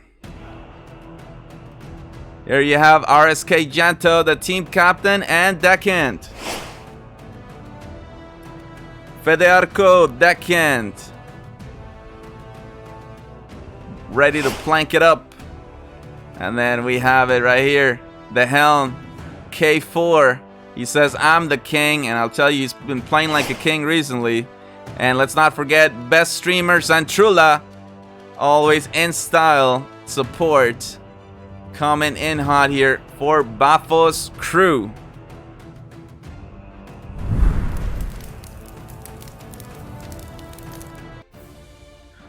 And then I'll just show you the standings here once more, because we have another team, the Red Sea Enthusiasts. So close to winning the Ranked Arena Alpha Finals. They're so amazing. One of the best students of the game. Incredible team. And one of the best teams at punishing the infinite angle. Watch out for the Red Sea Enthusiasts. They're working on a very special team intro of their own. So it's a little bit longer wait than normal. But I'm sure once they release that intro, it's going to really put extra, cherry on top on their team. They are absolutely amazing. Anyone that knows about the competitive community in Europe and Sea of Thieves must know that name, the Red Sea Enthusiasts. But those are the 5 teams, guys. Everybody starts league play at 0 points. Instructing staff to set sail. Let's get us on their way here. Match is about to start in the Pro Division of the NAL.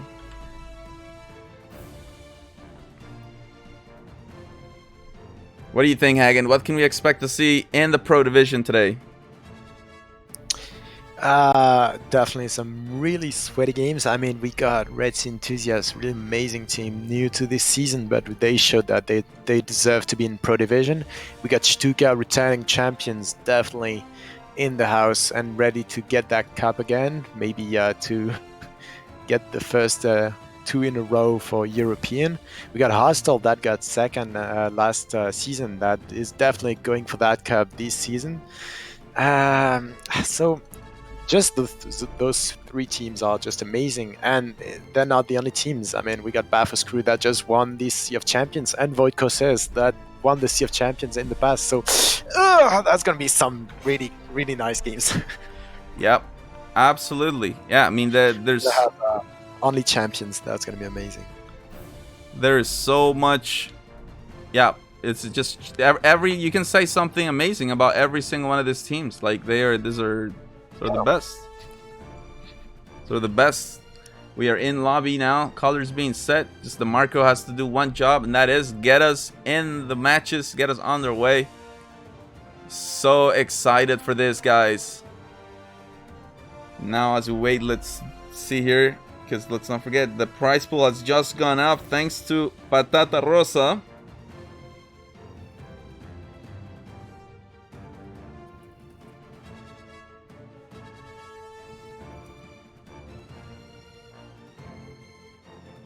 So now the prize pool is $266. Thank you very much again. You know, guys, we love to see sweaty competition. And, you know, the NAL sales great, but I'll tell you what, man, you get a lot of money on the line. It just makes it even more sweaty. Biggest prize pool we've had in NAL history was Season 3 NA. $1,500 to the winner. It was absolutely amazing. It was actually the second largest prize pool ever for Sea of Thieves. The first one being Twitch Rivals. That was absolutely nuts as well. But yeah, I mean, aside from Twitch Rivals, NAL's prize pool has been the biggest. 1,500. Yeah, absolutely amazing. And that was a really intense season. Huge rivalry with QRF and Forsaken Sun. talking about the teams. Oh, actually, I mentioned just QRF, and I see Tarty in the house. That is the 3-time right there. The team captain of the greatest team in NAL history, who pulled 3 victories in a row, back to back, and of course they have the great honor to rock the NAL sails. We also have our most recent champions, Goats on Boats, and actually it's the Utalin who won today's capstan. Is one of those notorious pirates, Sentinel 16, the man in charge of the ranked arena with a $25 donation, helping to sweeten that prize pool. Time to bump the numbers, he says. So the prize pool is just going up and up. So Sayutalin, Goat in the house right there. Also has the NAL sales from EU. The inaugural season was won by Odin's Wrath. And Season 2, Stuka. Those are the 4 teams. Now we're in the middle of Season 5 NA and Season 3 EU. Who will be the teams joining that exclusive club of champions of the Notorious Arena League? Insane. Looks like we're starting the match. Let's go on board with Hostile to start game number 5. Let's do this.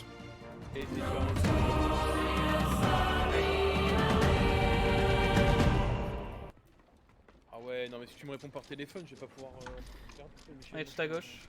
Ouais. Ah merde. On est qui à côté? And there you have it. And you can actually see the Peg Leg Awards. Psycho's Wrath, who won Best Deckhand. Pana, who won Best Support, aka Best Cannoneer. Voilà devant quelqu'un? Ici. Ouais, full droite pour eux. Price pool now $285. Again, guys, thank you to your support when you donate to the NAL using the panel below. 75% of your donation goes straight to the prize pool. 25% goes towards continuing to support the league and improving, bringing new things. I'll tell you right now, Sentinel working really hard on that ranked arena. I myself working really hard on that as well. You can expect to see it late June. It's going to be something so amazing that hopefully everyone will love. Everything we do in the NAL is built on the passion and the love for the game and the competitive community. Here we go. Bafos crew starting well. 500 points. Let's not forget they're hot off that Sea of Champions win. It's going to be huge for their team spirit. Ok, remettez milieu vite. Let's go over to Stuka actually. Préparez-vous calme gauche pour les rouges. Catch up with them. They had an early broadside with Bafos. Bafos taking the moment to try to cut behind them. I guess we got to go back and see if Bafos will pull through. Indeed, Sanchula in the house. Getting ready to cut behind Stuka. We'll see. They're getting ready. Left side cannons.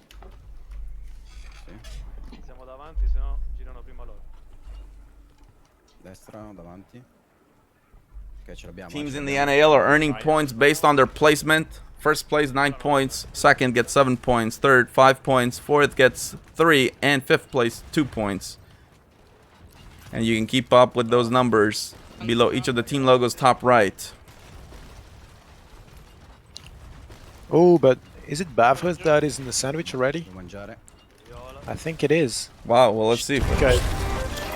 That is in a big sandwich here. Dude, let's go. High Tower with a $5 donation. Prize pool just keeps going up and up, guys. Thank you so much for your support. Really appreciate that. We'll have that updated before the next game. Right now, Stuka shooting Bafos, but you say Bafos has to worry about another crew on the other side. Yeah, there is another ship on the back. I think that's Hostile actually.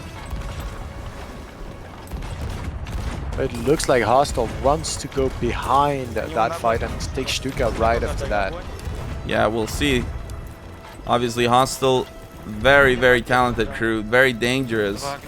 And even though they haven't had any major titles to their credit, I think everyone in EU gives them a lot of respect because they understand how talented they are, how dangerous they can be.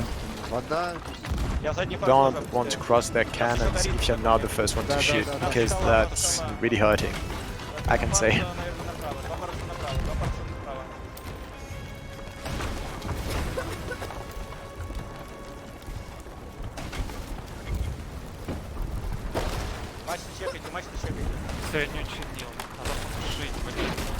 Oh boy, but yeah, Bafo's really making the Stuka in big trouble here, and Stuka now in the sandwich, Hostile behind them, and Bafo's in front. A lot of danger there for Stuka. We'll see if they make it out. Let's go on board with Hostile, see how they try to punish this. They have an incredible long-range cannon accuracy. Also very good at punishing the infinite angle as well. On va transitionner à chaque fois entre eux et les jaunes. Je touche là sur ma ligne. Ils sont où? Ils sont derrière le rocher? Oui, ils sont derrière. Ah, je touche. Rechargez-vous avant. Stuka got out of it, and they're actually continuing to rack up the points. They're oh, but they have to deal with a sandwich. Oh my goodness! Immediately, Alexi spots that, dropping mid-sail, and now just, oh man, it's literally has to make the most difficult choice. Do we go left? Do we go right? For a moment, thought about going left. Now, just definitely just hard cranking to the right. They're gonna have to tank this. Spikeless Cat is dead. No one can afford to res him. And now, you know, for Alexi, it's just about... Oh no, this is a disaster. He got knocked off the ship. It was all about patching the masts to prevent them from getting demasted here. Main mast down for Stuka.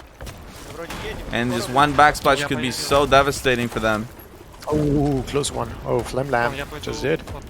Alexi's still in the water. Just now finally getting mermaid. That took a long time, and the wheel. The wheel was full crank left, like or sorry, right. Looks like they got out because I don't see any cannon shots. Yeah, that was the.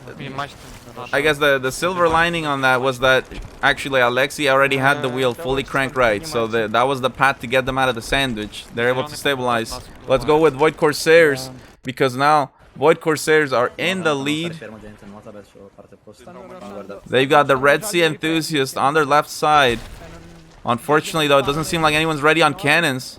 And already broken wheel. Red Sea Enthusiast deadly on those cannons. Let's go catch this from their side here. Oh, I guess they were shooting baffles on the other side. So as they wait for the rock. They're waiting for the rocks, not wasting any time. Void Corsairs tries to use the harpoon and get around. Stuka gains back the lead. You can see it, the yellow crew. Fluid, trying to adapt to every single situation. Occhio al vendor. Vuoi fare un'arpinata a sinistra dopo? Ah no, aspetta, gli tagliamo la strada. Nice. And Alexei is still looking for a mermaid now again. Looks like Alexei is gonna spend the most time swimming on this game. Fortunately for him. But looks like Void Corsairs is lining up on the front of Stuka right now. Just letting him have it, man. Absolutely going to town on that. Oh, Inyan with the $1 donation. Let's go. Okay. Can you sing right now, Ocean Boy, on your Yig for Tarty? Oh, man. I'll definitely sing it, guys, but I can't do it now. We have to do it afterwards. So Ocean Man, and I'll definitely have to redeem myself for the NAL theme. I messed up the end, but don't worry, that that happens. That happens. You know, we're human. It's live. It's not.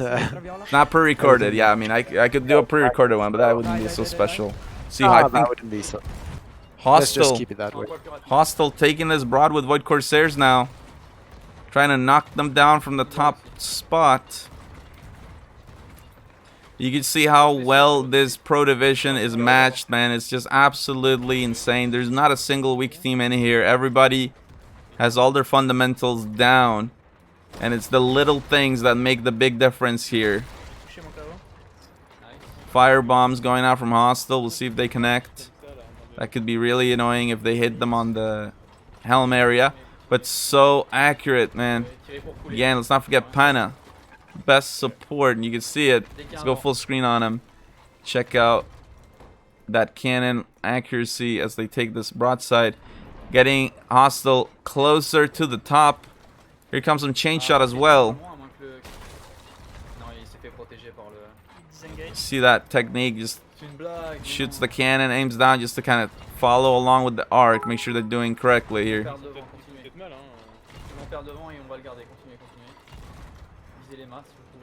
And we have 3 teams, nearly identical points at the top. Huge.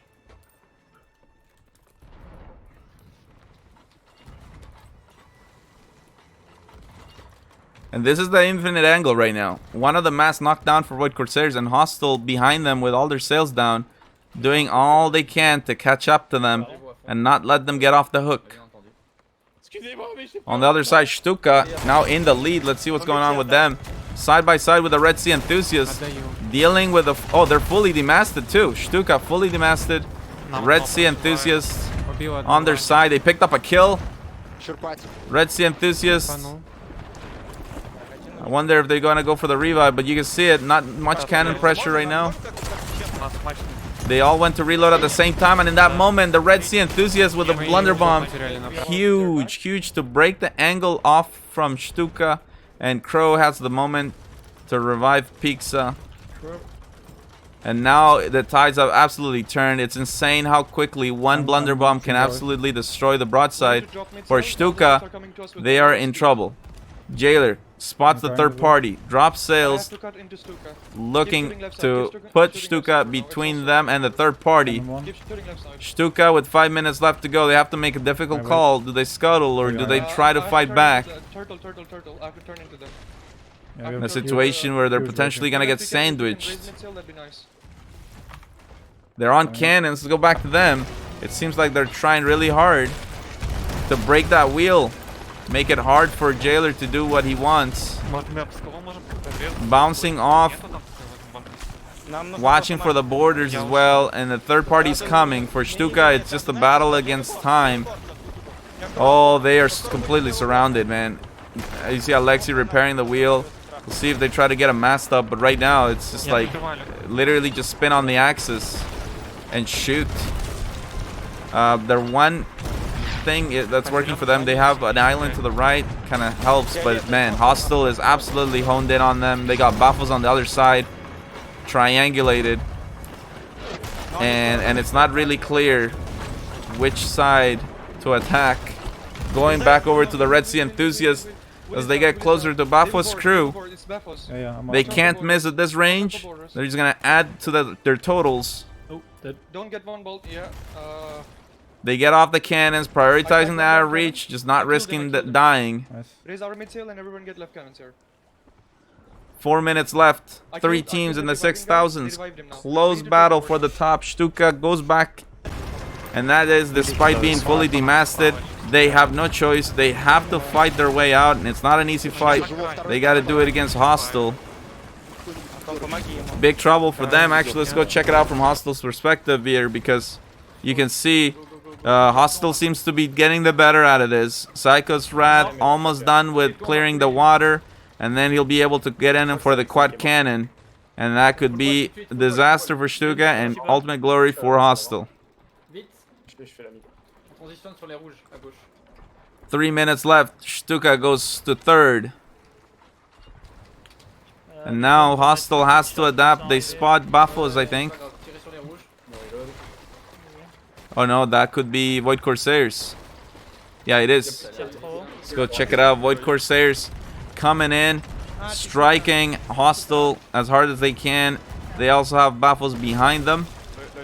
Red Sea Enthusiasts in the lead. 3 team 7,000. It's all coming down to this last moments. Occhio, Giant, occhio. Vai, Giant. Dobbiamo provare a continuare a sparare a destra, raga, appena abbiamo il Ah, si sono rallentati. Un altro secchio, veloce. Zona. Ottimo.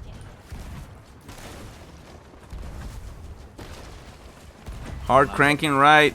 Last 2 minutes. Honestly, if Void Corsairs can keep the angle, they have the time. They have to harpoon though. That was so close in terms of points.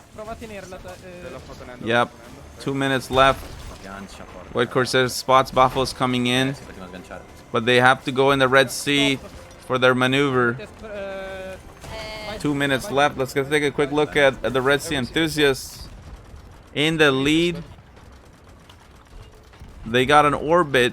They are very, very good at this kind of thing. This is their specialty. They'll be able to pick up points here all day long. Now we're undershooting. Lead shots here, lead shots.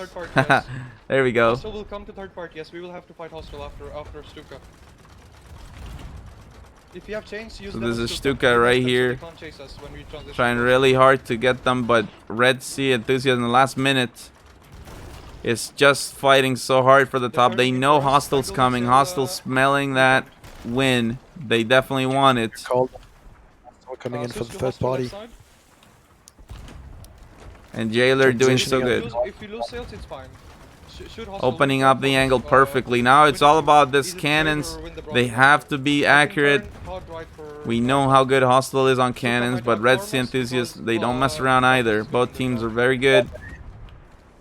But it looks like nobody's hitting at all between both teams. And Stuka has gone into second. This could be huge. Stuka with a last moment push for the win here. They do this all the time. Spyglass Cat goes down. No time for revive. They only have time to shoot. Putting the pressure on Bafos. And it seemed like at the end of this, Stuka with the power. I was gonna say the power of vodka and shawarma, but I guess they only bring that out during the final. They pick up victory here in the first game, game 5. Coming back, like Stuka the comeback machine. You know, Stuka was fully demasted. It was insane how they were able to pull that off. And Red Sea Enthusiast in second. Hostile goes to third. Void Corsairs in fourth. And Bafos crew comes in fifth place, but it was a very, very close situation.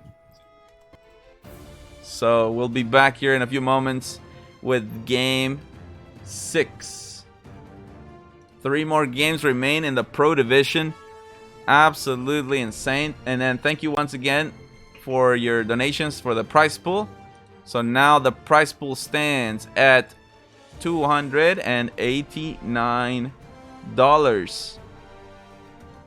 If we reach tier 2, it's actually an extra bonus. That means that so tier 1 is less than $500. It means winner takes all, first place. If we get more than 500, we do tier 2, which is actually the prize pool distributed for the top 3. Well, to be more precise, I think what happens is first place would get 80% of the prize pool, second place gets 20%, and third place gets a non-cash prize to be determined. But yeah, that game was insane. We were following very closely, trying to figure out who's going to win that one. Yeah. It seemed like the Red Sea Enthusiasts were going to pull it off. And then out of nowhere, Stuka found the moment and boom. And yeah, I mean, as good as the Red Sea Enthusiasts and Hostile are at the long-range cannons, it is very, very hard to compare the DPS at that range versus like when we tuned into Stuka. They were much closer. They were able to hit more. That was absolutely key. But I also want to comment on the ukulele. Oh, actually, no, never mind. So we had the $5 donation and we had the $1. So that puts us at 290 actually. Ooh. So prize pool is 290. Huge thanks to you guys, man.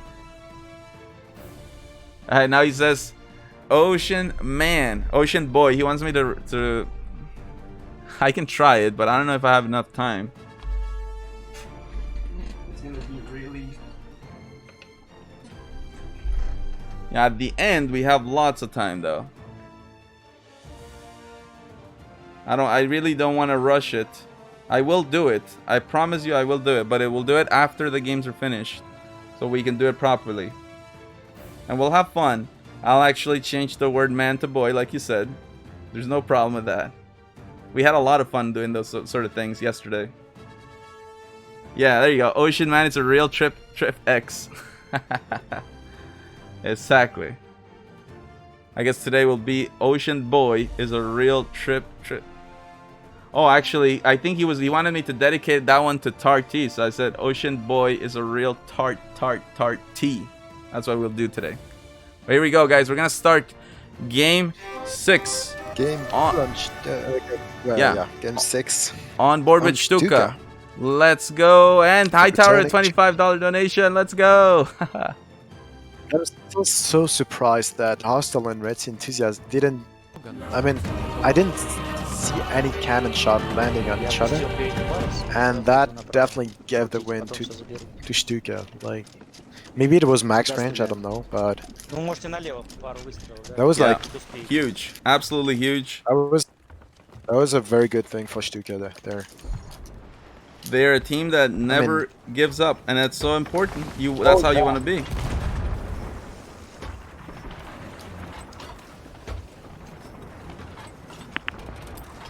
Убил. You guys, now prize pool 309. That is thanks to you, 309. Ой, я смотрел как ответочка от другой команды. Они нас били. Я все равно Мягчайший фарм. Микзал закончился, можно трахнуть. So far, Stuka starts off this game with a broadside on the Red Sea Enthusiasts. Alexi goes down. See if they go for the res.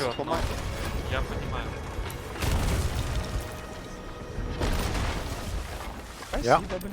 A lot of pressure. Let's go actually take a look at Void Corsairs, because Void Corsairs in the lead right now. They have a parallel of their own, and it's against Bafo's crew.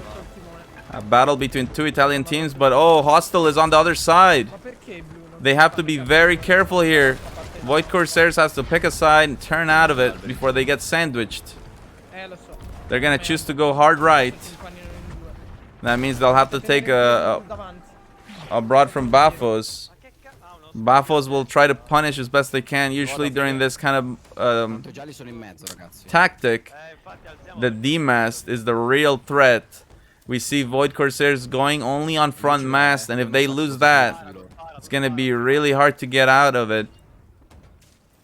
And right now, also, a big point is Bafos. Will they commit to this orbit on Void? Because if they do, they'll be going straight into Hostile's broadside.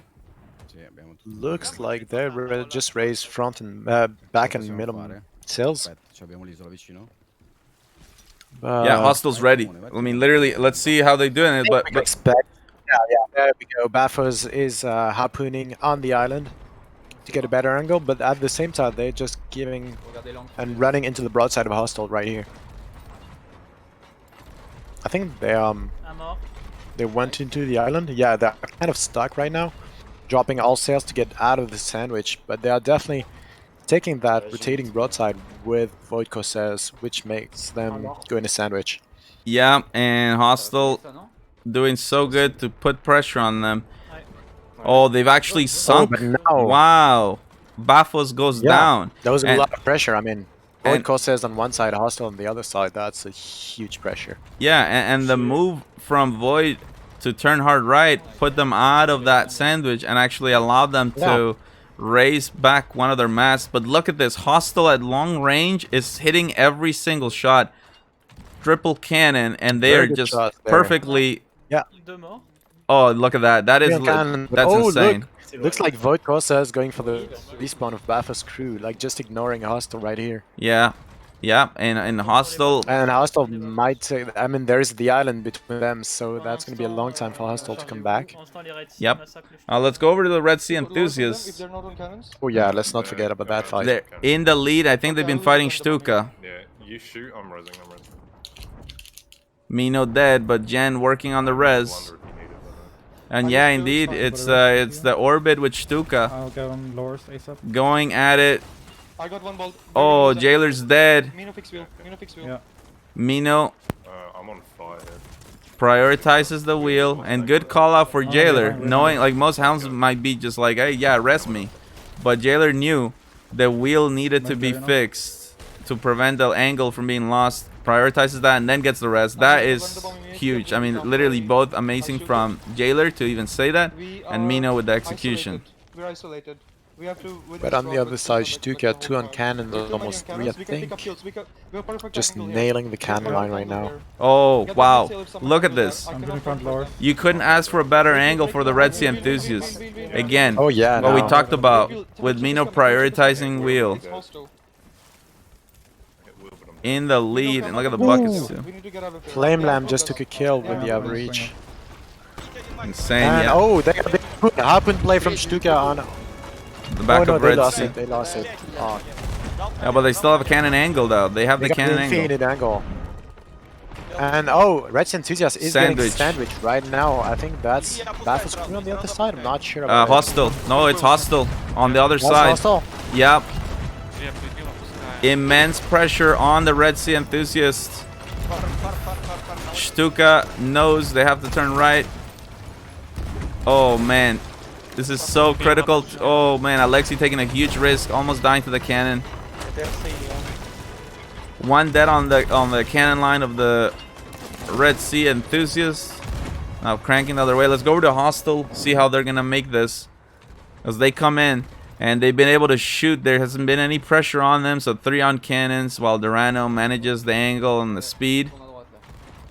Now looking to catch up. The problem is, Hostile is right now doing mostly third partying, but at the same time, both ships are running away and taking the parallel broadside. And we know that if you're chasing, you're losing. So yeah, that Hostile is true. might want to take a decision to like drop all sails and try to catch with it, because they might lose quite a lot of points there. Even though they're really good on the cannons, we know they're really good on the cannons. Oh, look at this. Hold on, we have an interesting thing here. So Stuka, with a maneuver, they were... Oh wow, that is really interesting. So they're doing the counter transition thing. So instead of opening up to hostile, who were coming up on the other side, they're turning the other way to keep the pressure on the Red Sea enthusiasts, but on the other side of the cannons. Alexi looks back, knows the situation. Void Corsairs goes down, but they managed to rack up a lot of points before that. Red Sea Enthusiasts currently in the lead. Stuka right there, super close, and hostile coming in. For Stuka, getting masked down here is a critical thing, because that could be something that is luring pressure away from them and towards the Red Sea Enthusiasts. Is something important because hostile's coming. And this whole time, again, hostile's been able to shoot 3 on cannons. No one has shot back at them yet. And the Red Sea Enthusiast in a real trouble position. As this game rapidly evolves, that middle mast has saved them, but they have called it, gone down, and now situation where 8 minutes left into this game. Isolated battle here. We got hostile right behind Stuka, and I guess the question is, do Stuka turn around and take that, or do they set up for the other group on the other side of the map, or the respawn of the Red Sea Enthusiasts? Taking that time, raising masts. They know that's huge. Oh, and they indeed, wow, that is insane. It was almost like they knew exactly where the Red Sea Enthusiasts were gonna spawn, because now Stuka is gonna be able to open up fire on them, maybe before they even raise their anchor. That's not a lucky respawn for Red Sea Enthusiast there. No, I mean Stuka Getting Stuka on you right at the respawn is definitely hard. Well, actually, Stuka kind of tried to line up, but actually Bafos coming in, it's gonna force them to take a different approach. Oh yeah. Let's go with the Red Sea Enthusiasts once again. They are circling around backside of Bafos. Now you have angle. This is Void Corsairs. They shoot lowers. We need to be shooting lowers at them first before anything else. Oh, look at that. So Jailer doing homework says they like to shoot lowers. We have to shoot lowers before they do. And this is what I love. Again, you know, now that we are in the divisions, the matchups stay locked for 3 weeks. Teams have to study each other and pick up on the tendencies. This is one of those examples where it comes in handy to know these things. Okay, I'm gonna get on cannons. Let's go over Void Corsairs. Check it out, how it's looking from their perspective. Oh no, it looks like Taijis might be having some connection issues. Oh, his stream is coming back on, but he's just loading back in. He's disconnected in the middle of the match. Oh, that is just brutal. To fight in the pro division, you have to have all your full power. And unfortunately, even though Void had a chance to get a good angle there, they're gonna have to just kind of buy some time for Taijis. Taijis is back. And now it's Hostile they gotta take on. They're not gonna have a lot of time. Hostile already opening up. First cannon's going out. We'll see how long it takes for them to start hitting. Seems like they're a bit short on their first round. But now, finding their mark. Whoa, that NAL nearly knocked off the ship. Able. Yeah, Voidcourse is taking a lot of hits from Stuka right now. Oh, it's Stuka? I thought it was Hostile. Yeah, there is Hostile, I think, on the left. No, wait. No, that's Baffo. Sorry about that. Baffo's within the middle of a sandwich with yeah, let's go. That's Enthusiast and Stuka. And now it looks like it's gonna turn into a 1v1 between Red Sea Enthusiast and Stuka again.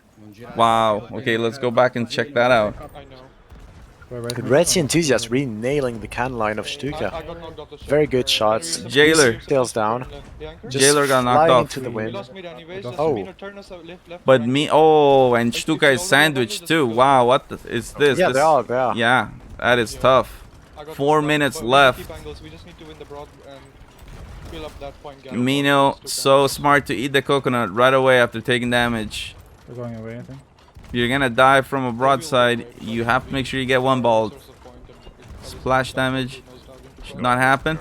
Let's go check out the Stuka, because they have Baffos on the other side. Is now transitioning on Baffos. Baffos is sending all chain shot. It looks like they want to demast, to go for the demast. Yeah, Baffos. Let's actually catch it from Baffos' side.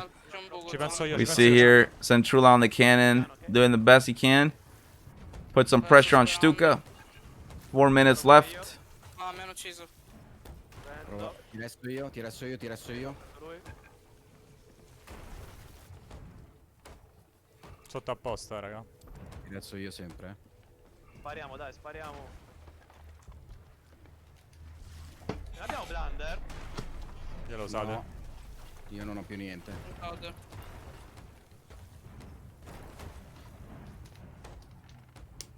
Ricarico. Stiamo perdendo un po' di tiro, Tranquillo, li sto girando.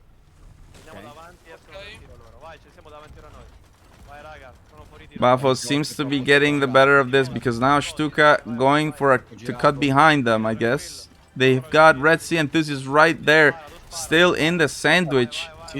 Here comes a chain shot. Oh, on the main mast, and yeah, if they can hit the chain on the front, they're hitting it with normal cannonballs. Yeah, they're hitting with normal cannonballs. Yeah, that's very good accuracy from Baffos' crew. Yep, Baffos is absolutely that could be a huge play there. That can be their farm to get to first position, but now it looks like I'm seeing cannonballs flying from all over the place. Oh, Yanto goes down. Crazy. Oh, that's because Baffos is sandwiched too. I think Void Corsairs is on the other side. Do we have a 4-ship yeah, parallel? That would be amazing. 4-ship parallel. Oh yes, we do. And Hostile is back in the behind, chasing the line of 4 ships. Border from the Red Sea Enthusiasts on Stuka. They clear him. 2 minutes left. Oh, that is just brutal. For the Red Sea Enthusiasts, they don't have to worry about being in the sandwich. Alexi cranking full left. They have to watch out, remember. Hostile strailing right now behind all of this. They're going to look to come in hot right now. Already setting up. The last 2 minutes of the game are so important. 2 ships that are nearly demasted. Last minute of the game. Let's go over to Red. 2 ships are demasted, actually. Yeah. Stuka is the 3? masthead and Bafos crew is 2. Yeah, 2 ships. No, 2 no, ships. just 2 ships. 2 ships only. Yeah. But Bafos crew is still having quite a bit of speed, and it looks like they're 2 sails down, just still shooting at Void Corsairs as much as they can. And if Void Corsairs want to keep that position or get to third, they need to nail Bafos crew. Calling for double board on Stuka right now. Mino in the water, right side of the ladder. This could be absolutely huge. Silent board with the ADS on ladder. They're not watching it. Now he's gonna. Oh, I thought he was gonna step on. He goes for the anchor drop, trying so hard to disrupt them. Here comes charging up the lunge. Wow, Stuka have picked up the kill, but the anchor's gone down. You're alone, Crow. And now Stuka. Oh, and they fought off the double board to secure their victory in game 6.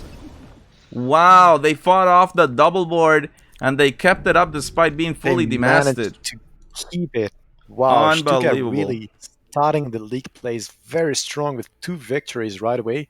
Second goes to Red Sea Enthusiast again. Third to Void Corsairs, fourth to Bafos, and fifth to Hostile that has been chasing for the whole game. Yeah, that's hard. That's really tough when you're chasing for the whole game. Yeah, I mean, that at the end yeah. was insane. It was literally 4 teams on a parallel going away from Hostile.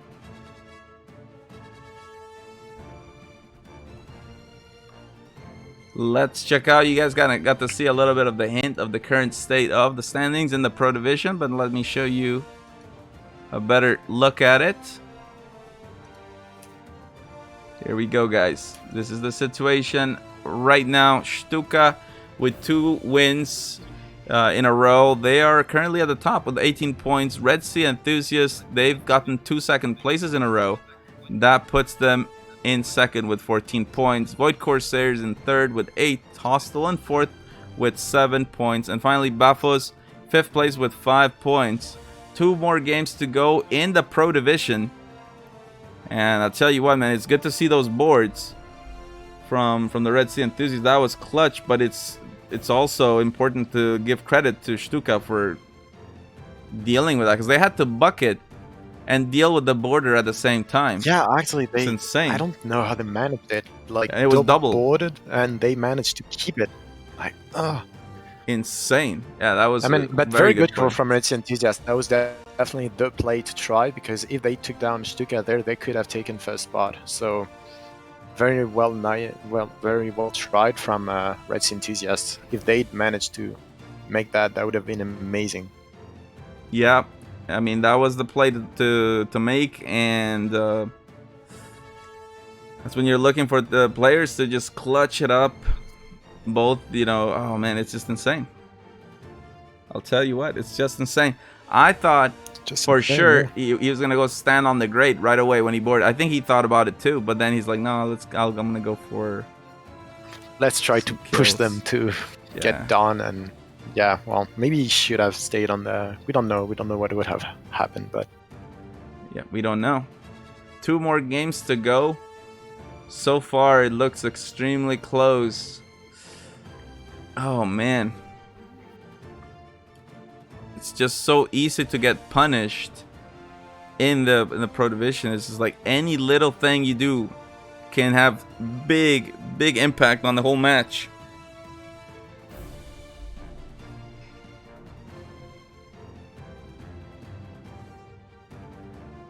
Just waiting for DeMarco to get us on their way. We'll start game 7 on board with Stuka, and we'll see if they can make it 3 in a row.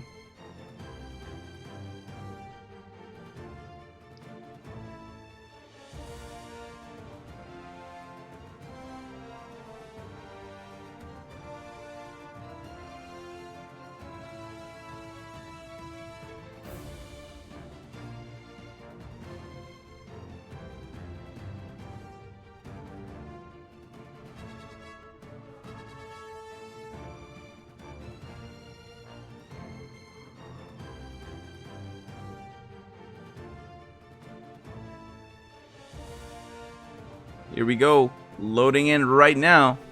On board with Stuka. Let's do this. 2 wins in a row. Let's see if they can manage to make a full game. That would be amazing, but Может, смена на запасного. Scorpio, that or sorry, Originator says rip 80% that voted for RSC. Man, yeah, lots of predictions happening today in the chat. And that one, I'll tell you, I don't know how many could have predicted that, because if you see for Stuka, it was like they were demasted, it's just sandwiched, and it's like, man, it just doesn't look good. But they somehow make it out of these things, man. They just insane all what the they're time, doing. like. Something else, man.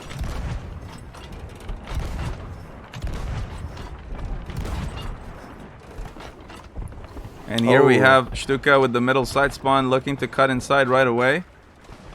Yeah. Get behind Void Corsairs, who are the middle spawn. Let's go over to Void Corsairs. Like to see more of them, because I'm worried for them with the connection situation with Taijis. They could have placed higher potentially, we don't know. Red Sea Enthusiast gone down. And that's interesting. It looked like they were actually the outside spawn. So they're scuttling from the outside spawn position.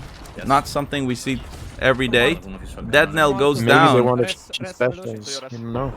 I think that's at the hands of Baffo's crew. Oh. Non mi spari il cannone. Grazie mille ancora. Oh, Camu, gentilissimo. They picked up already that kill on Death NAL, and now just non-stop pressure. Janto loading up the Blunder Bomb. We'll see how it shakes things up. Vai su, vai su. Ok, hanno perso una vela. Red Sea and wait, did Red Sea Enthusiast scuttle again? Is that what happened? I think they had a very bad respawn, like far from the fight though, so they might have scuttled again. Wow, man, but I'll tell you what, Void Corsairs is not messing around. They're definitely getting the better out of this broadside. Double the points of Bafos. No, non posso, merda. But now, dealing with a broken wheel. Blunder bombs. Calling for the harpoon left. Taiji's right away on it. Looking to cut behind Bafos. There we go.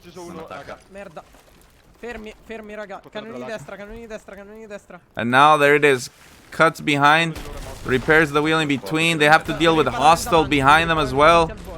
Bafos ramming straight into the island. Ramming into the island, yeah, very high speed. I don't know what's going on in Bafos. It looks like they're a bit confused right now. Wow, Death NAL calling for them to break the wheel on Bafos. And they pick up a kill. So the question will be, how will Bafos get out of this? One of the worst situations to be in with Bao facing island. Yeah, and they got Stuka coming in also behind them, so they're almost in a 2v1 right now. You see the chest in the background, and I'll tell you what, that's the last thing on their mind, because we've seen in the NAL, it's pretty much been already mathematically proven. In Galleon Arena, the chest is pretty much not worth it. Teams that go for chest actually lose most of the time. Dobbiamo toglierci di qua. Giù da davanti, cannoni di sinistra. Stuka flying by with all their sails down. Void Corsairs is going to take this moment and just continue to focus all their energy on Bafos. And Bafos is not letting it go, they're just keeping it, they don't want to let it go. So here comes some specials. Oh, I can see Red Sea Enthusiast coming in the front of Bafos crew. Oh, I think Void So might have a 4-ship fight. Void hit the island a little bit, but they bounce off it, no problem. And they're still holding on the lead. And look at that, they're actually starting to build up quite a pretty good lead too.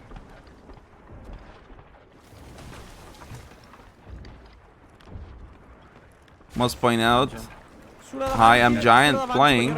Normally see MZ Cry in that spot. Spariamo ai viola a destra. Abbiamo I verdi davanti, però sembrano Incatenata, incatenata, incatenata. And now the focus is on Bafos. Hostile shooting Bafos on the other side. Let's actually watch a little bit of that. How they're doing. So Bafos under pressure from two different teams.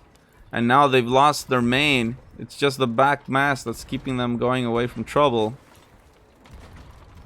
Allez, tout en haut, tout en haut. Les coulez pas. Faites des morts, c'est pas bien. Tirez en bas, faites gaffe. Regarde les mouches qui viennent tout de suite sur le farm.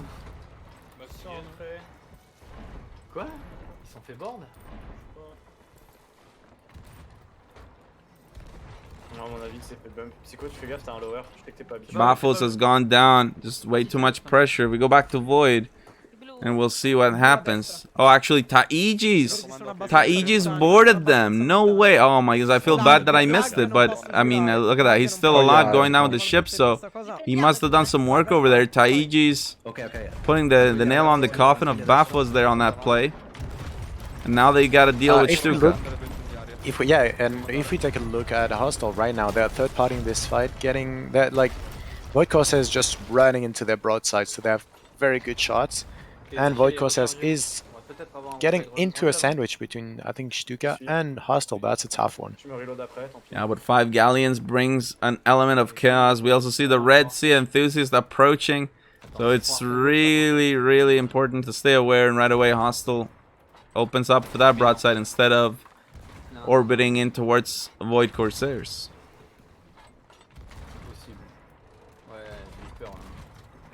9 minutes left in this one.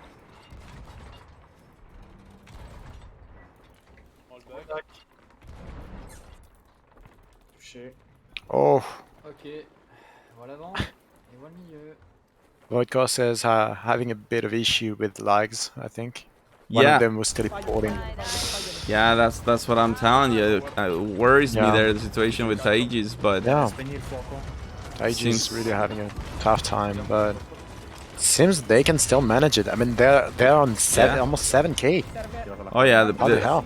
Putting immense pressure on Stuka, but now Red Sea But Enthusiast. they gotta we go- see Red's Enthusiast is Yeah. sneaking behind them.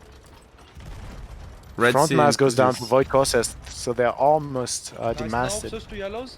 That is all very the good Oh, side for and Red's Baffos Enthusiast here. and Baffos is coming as well. Red Sea Enthusiast has to make a choice. Stop. Do they stick on Void? No, they're gonna transition to Baffos. This is good for Void Corsairs. They have the chance to repair, raise mass, all that.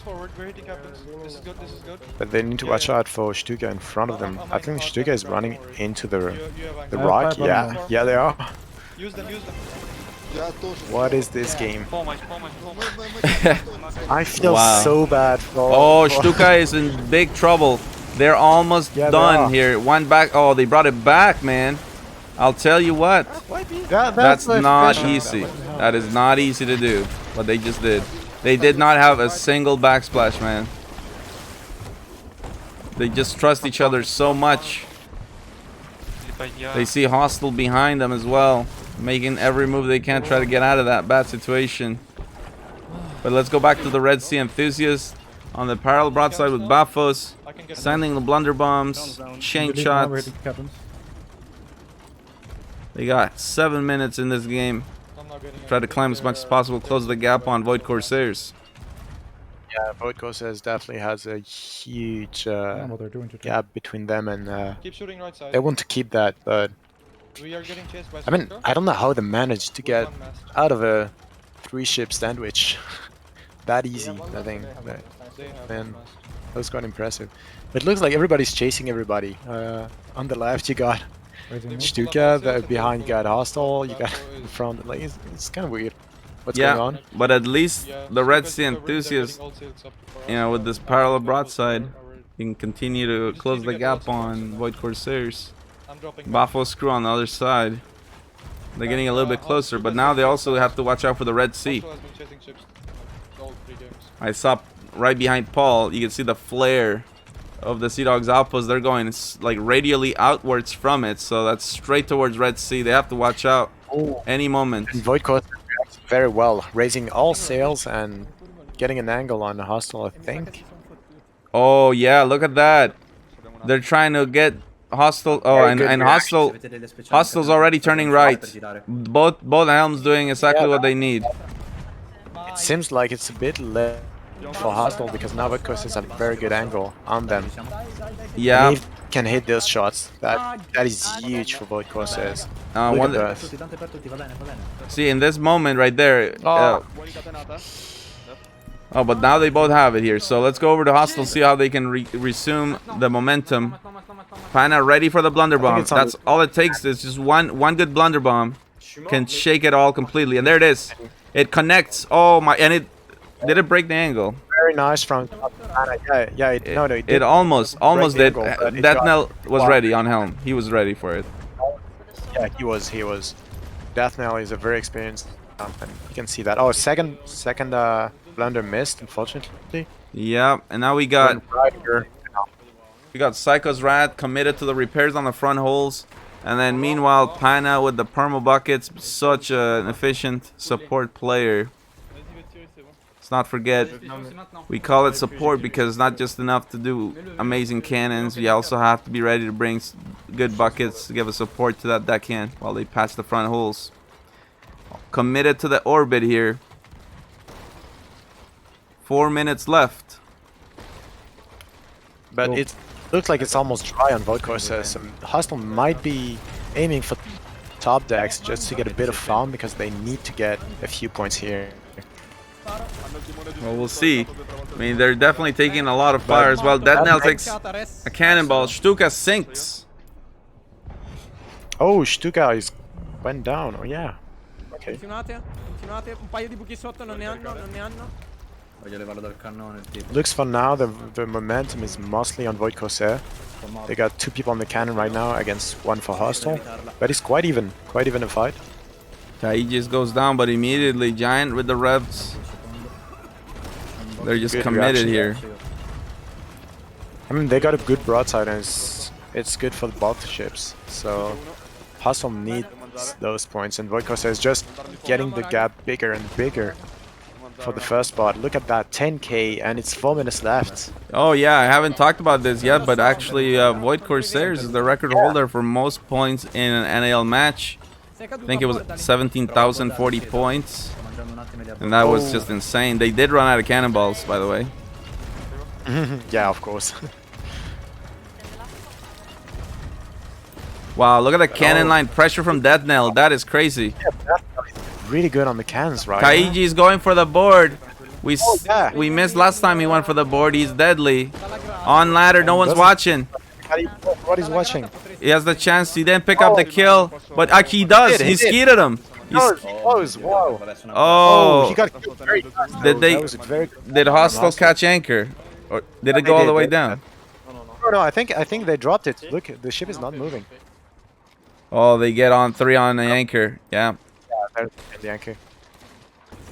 I know Hostile hates to get anchored, and that's for them it's worse to get anchored than to sink. So, but now look at Void Costa is just taking up points on Hostile. Did they just shoot? Hold on. Did he shoot the Rhino off? Nope. Oh yes, he did. The Rhino got knocked off. Oh, Death Knell. Oh, he's gonna re-grab though. Death Knell is actually. Oh, but they're gonna hit the rock. No, the rock might mess them up. Yeah, okay. And Hostile looking for every opportunity they can to gain the advantage here. They have it. Void Corsairs barely with angle, bouncing off the rock. And now here put the lowers. Psycho's Rat, the deckhand of Hostile, knows just how deadly those front holes can be. Void Corsairs bouncing off. But there's a third party. Red Sea Enthusiast in the house. So there's another ship. I think that's wait, which one might be? It might be Baffles or Stuka, but I'm not sure. Like in front of Void Corsairs. Yeah, it's Stuka in front of Void Corsairs right here. So Stuka in front of Void, and we have Red Sea Enthusiast to come third party with Hostile. Last minute of the game, Red Sea Enthusiast looking to DPS their way to the top 2 teams over 10k points. Look at the gap between all the teams. I mean, just secure second. Red Sea Enthusiast almost closed the gap with Void Corsairs, but other than that, it's almost 2k between each minimum. Like, not sure that there will be any position switch here, except between Red Sea Enthusiast and Void Corsairs. Yeah, well, let's see. It all comes down to this moment here. Red Sea Enthusiasts, their score is going up. We look at Void Corsairs, it's staying at 11,700. But how much time is left? The last minute. They anchored a few shots on Baffos crew. And that's working very well from what I see. Dude, Void actually finds angle in the last moment against Baffos. They say GG. Wow, amazing for Void Corsairs. They keep the first. Definitely need. Yeah, Red Sea Enthusiasts got close, but they're in second. Hostile in third. Stuka with a 4th place, and Baffos crew coming in 5th. One more game to go in the Pro Division. We'll be back with Game 8 in just a few moments.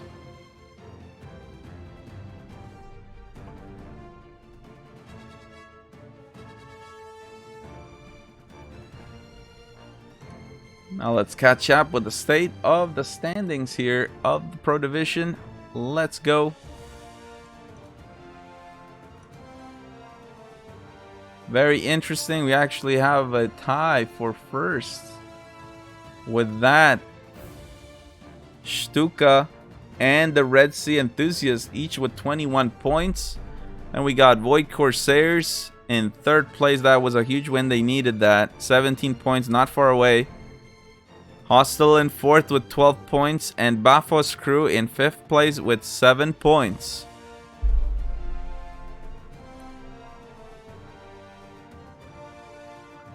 So we'll be starting the last game of tonight's League Play Week 1 on board with Void Corsairs.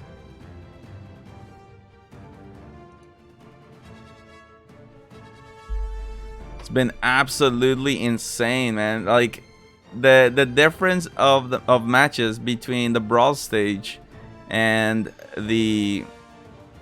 now, like, so far what we've seen in league play, it's huge. I mean, both the semi-pro and pro divisions so well matched. Like, every single lobby, it's not one team just completely running away with it. It's completely just being contested. Nothing is coming easy for anybody. I don't think there's anything, no one can say that they've had an easy season of the NAL. Gabby Brick says, Rage Trucks, I love you. And I say, I love you. So thank you so much for hanging out with us, catching up with the EU League Play Week 1 right here in the NAL.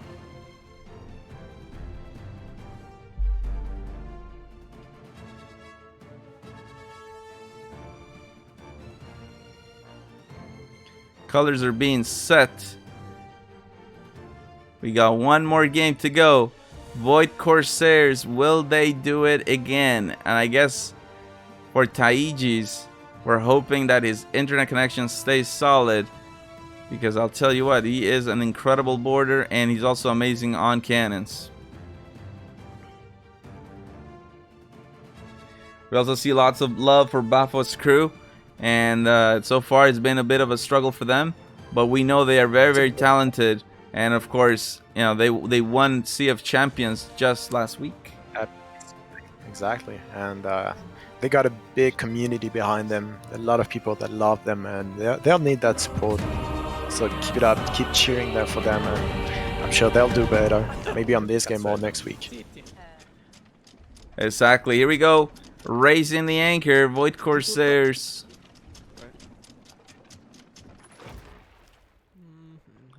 And you know what? I just want to make a comment as well on the Red Sea Enthusiasts, because they scuttled twice in the start and they almost won that thing. So that was, I mean, insane from them.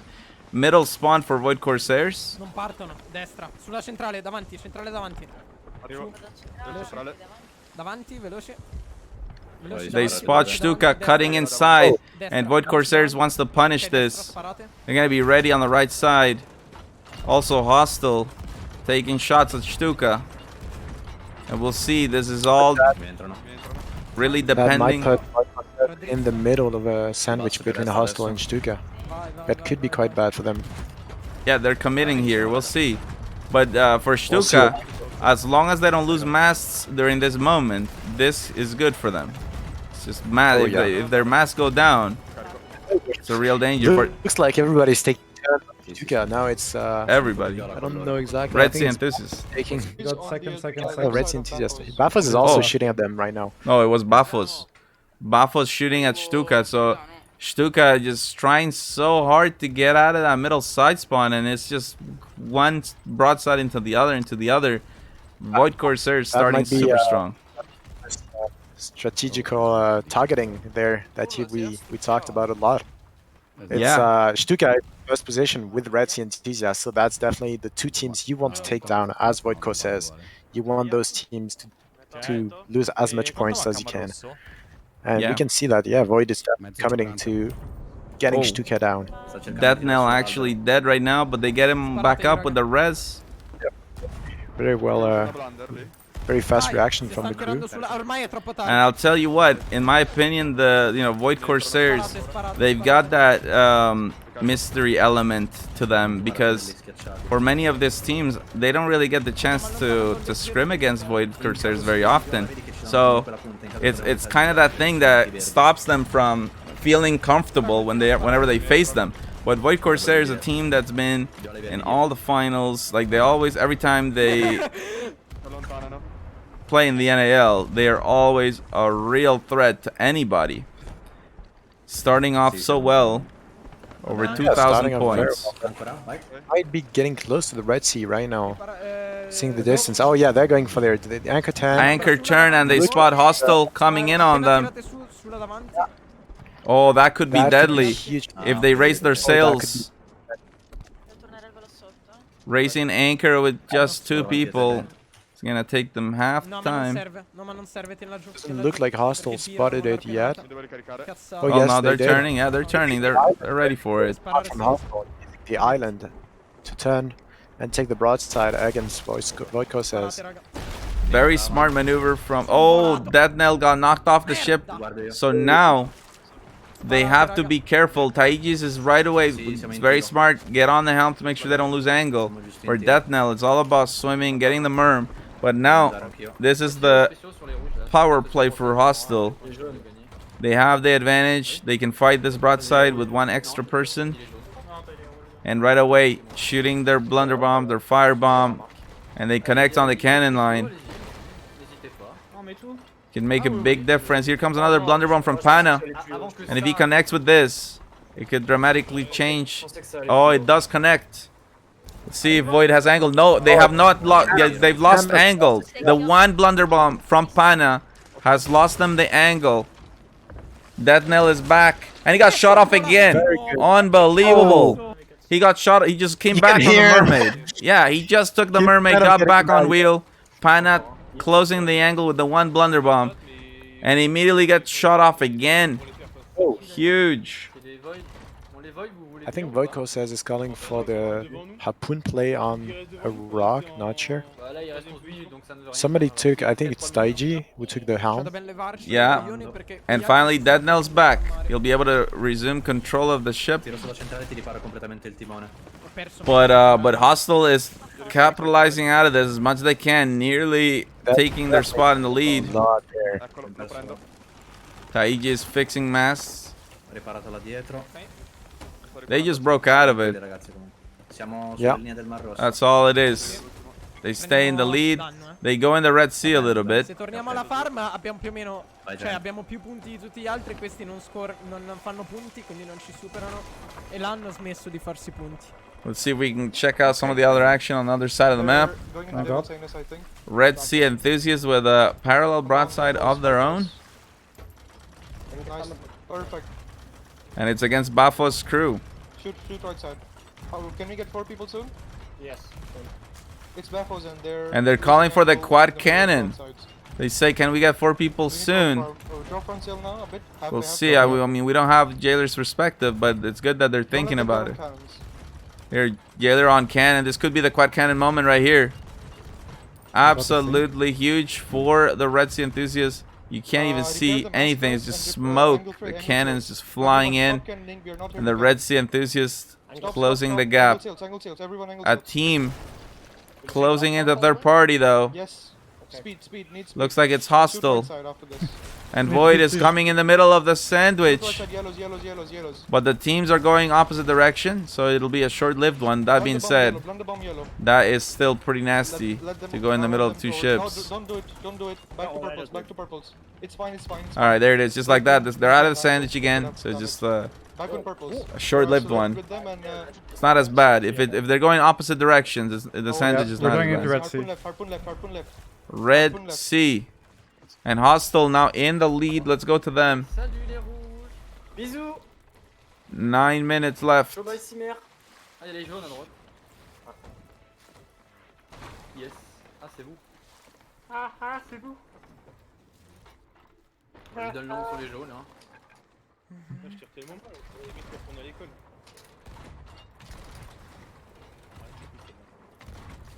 Elle était technique. Ah mais ça contrôle chez les Américains, ça. Les bleus là. Almost every team in the lobby. 3,000 points. Relevez l'avant. Quoique non, les rouges sont derrière. Rechargez-vous juste, je vous donne les bleus à droite. Qui vont certainement à fond. Voilà. Bye. Non, c'est juste pour se mettre dans l'autre sens. Void Corsairs climbing again. Let's go over to them and see what's going on. Oh, they spot this here. I think it's Bafos.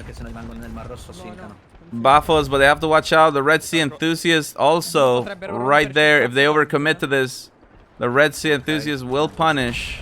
Mi devo mettere in prospettiva che ci scassano il cazzone.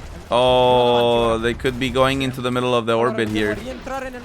Oh, this could be kind of nasty here. Red Sea Enthusiast, they only had one job, and that was to shoot at Void Corsairs here. And really, right now, the Void Corsairs are in the middle of every ship. Stuka planning to fight us? They're they're saving grace. They still have all their sails, so they're hoping to get out of that as soon as possible. Oh, and they got the harpoon play. Huge. Oh man, that was literally so clutch. That harpoon changes everything. And now Void Corsairs is able to really punish. Red Sea Enthusiast comes in. Here comes the chain shot, and it connects right away. Here's another one. And I think it hits as well. The third chain.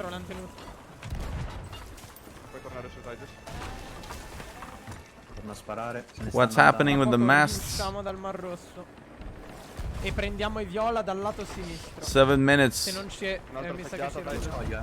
Vai giù, Taigis, vai giù, stai tranquillo. La tengo al piano. We quickly check out Hostile. Hostile is looking at the map. He sees so many ships in the Red Sea. It looks like Stuka. They are lining themselves up here.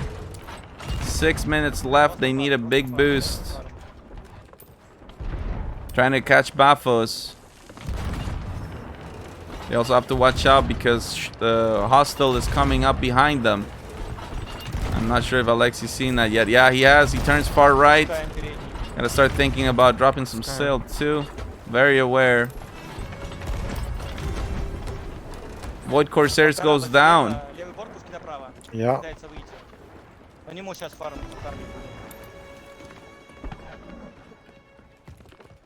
Надо опустить средний парус. И по ветру что-то поставить.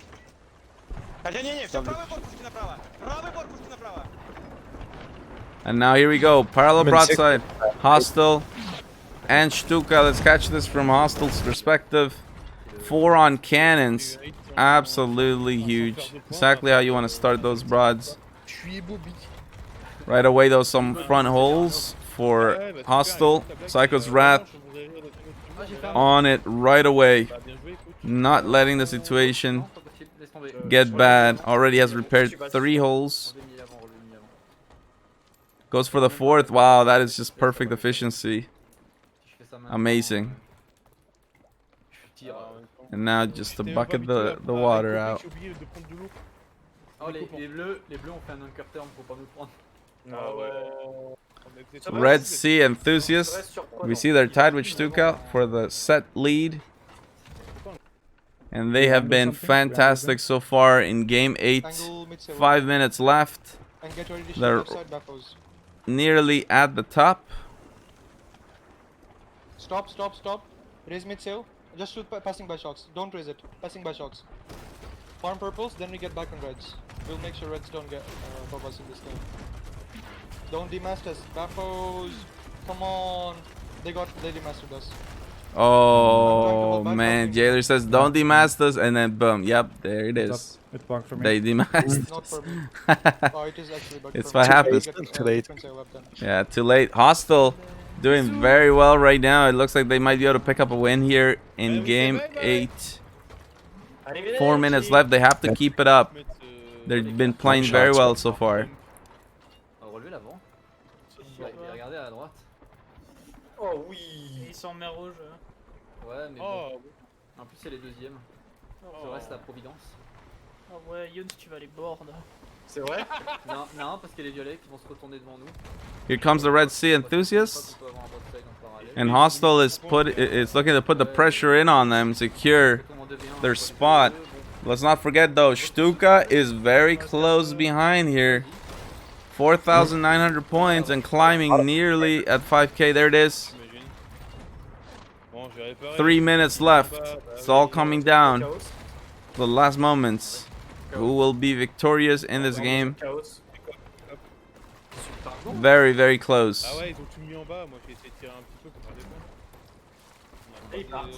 Oh, but look, Baffos. Red's Enthusiast is kind of in trouble. Almost losing the middle mast. Troppo a destra. Ok, hanno perso anche la centrale loro. La stanno tenendo. Vai, continuate, continuate. Bafo's looking to get out of that last place. But yeah, and putting pressure on the Red Sea Enthusiasts. Hostile remains at the top. Now just 2 minutes left. Go back to Hostile. Hostile looking to get repositioned right behind Bafo's crew. And this is going to be huge points for Hostile because this is a close range. They are so good on cannons, they will not miss at this distance. And it's right on the back side of Bafo's too, which limits the pressure with bottom deck holes. Just looking to rack those points. Je lui donne les rouges. Tu sais que tout le monde est en mer rouge là? Les rouges à droite. Now transitioning to the next boat. Ils sont peut-être en train de chercher le prochain shoot breaker, mec. Combien j'ai commencé une liste? Ouais. T'es pas dedans. Donc je m'en bats les couilles de ta liste. Feu éteint. J'aimerais qu'il soit pour la légende. Ouais. Oula. Oh, celui-là. Si je me le prenais. Oh, mais il tire pas. Last minute of the game. Hostile in the lead. Look, a win for Hostile that one. Keep shooting right side. We need to hit our Very right good here. DPS for them, so Red Sea Enthusiasts have their angle is much further away than Hostile's. Hostile will take this all the way here. Void Corsairs climbs into third. Oh no, actually Stuka. It's a close battle for third place. Let's go check that out. Stuka fighting hard. Bafos goes down. Void Corsairs. Doesn't seem like they've got angle. But Hostile has played so well this whole time. I was gonna say it's weird to not have Hostile win any game. Yeah, there we go. Oh wow, look at that. Yun's almost getting the deck shot too. Just like that, Hostile picks up victory in game 8. Red Sea Enthusiasts will win the set with that second place. Stuka into third. Void Corsairs 4th and Bafos Crew in 5th place. Merci, pap.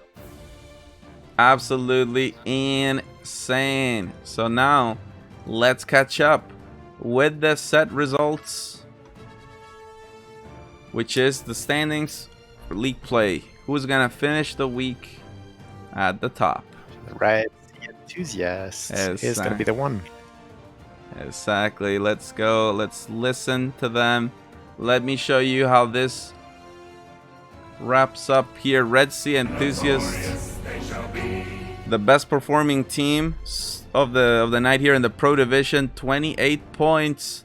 Stuka close in second with 26. Hostile manages to get into third, but just by 1 point. Void Corsairs in fourth place with 20 points. And Bafos Crew fifth place with 9 points. Hey, and actually talking of the Red Sea Enthusiast, Mino with the host. Thank you so much for that. Let's actually bring in a Red Sea Enthusiast. Let's talk to them. Congratulate them on their performance. They did absolutely fantastic. Let's check them out. Let's bring them in.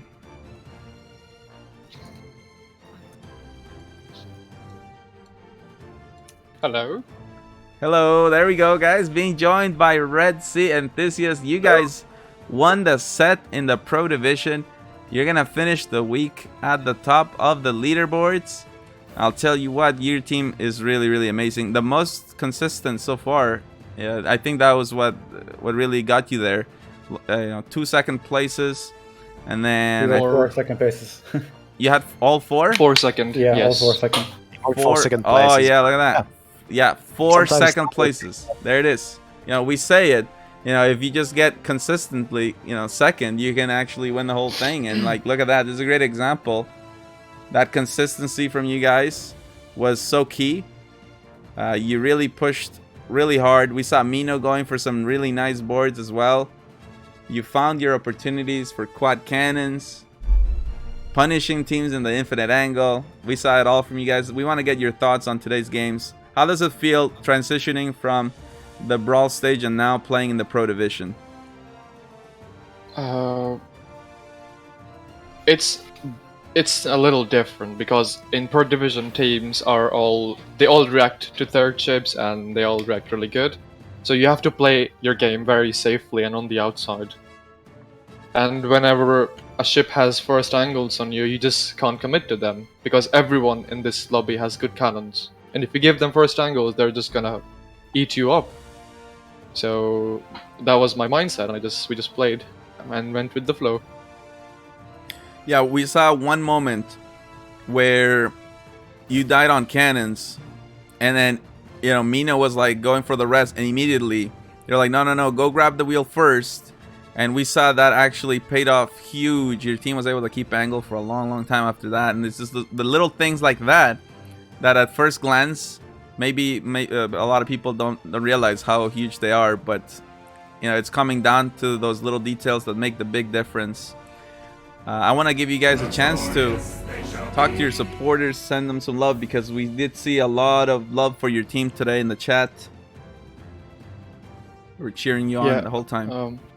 We all want to thank them all for supporting us, and it does mean a lot to us. Yep. And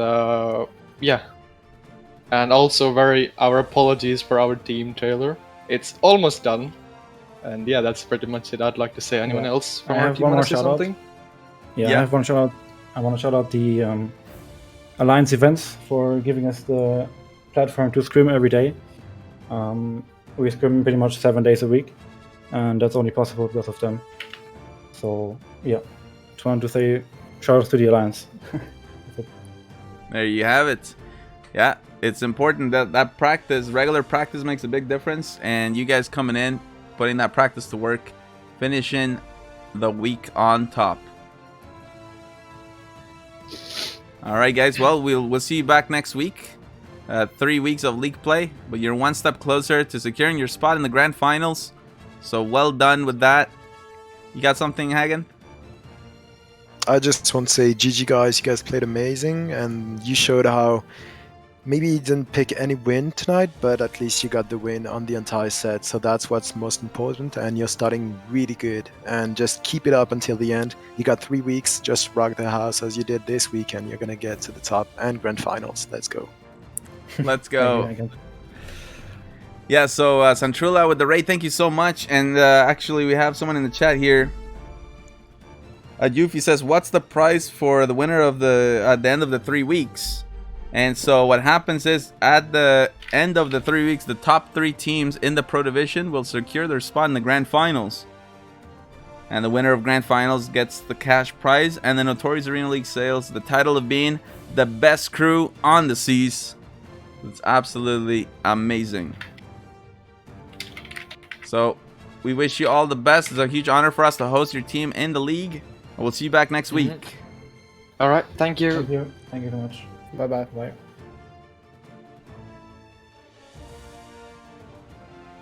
All right. Well played there, the Red Sea enthusiast, putting in mad work. And now we get to the part of the show.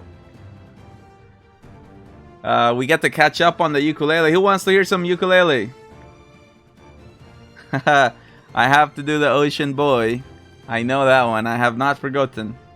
I have not forgotten, and I have to redeem myself for the theme song. So let's go. Uke time. Let's do it. Hopefully I focus better this time. I don't know what happened. I had a senior moment. Let's go. So really, before I move on, I have to redeem myself from the theme song. I can't really do anything else before I don't redeem myself on that. So let's do this. Here we go.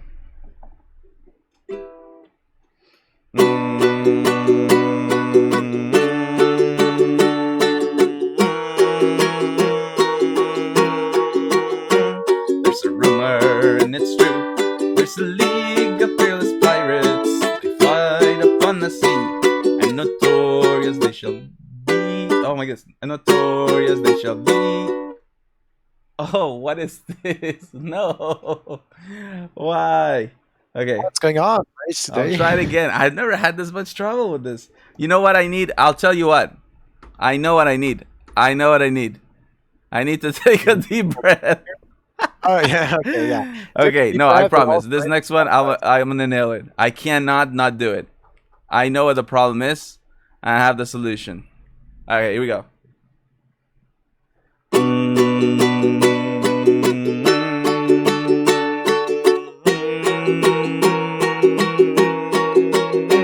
There's a rumor and it's true. There's a league of fearless pirates. They fight upon the sea, and notorious they shall be. They sail for gleaming gold, and for glory and for fame. Any foe who meets them wouldn't dare to speak their name. Yo-ho, to battle we sail, for fortune and victory, for death if we fail. Yo-ho, all to sea, for riches, for ruin, and then notorious arena league. Be notorious, so notorious, notorious arena league. Will you drink from the winner's cup in the notorious arena league? Oh my goodness, dude, that was I can't believe. Okay, whew, whew, whew. All right, we did it. We did it. Let's go. Whew. Whew. I can breathe a little bit easier now. Not perfect, but oh man, I disappointed my master right there, Captain Sadok. The animator says what you need is an ad break. No, man. I got this, man. All right, let's go for Ocean Boy. Let's do this. Here we go. Here we go. Here we go. Here we go.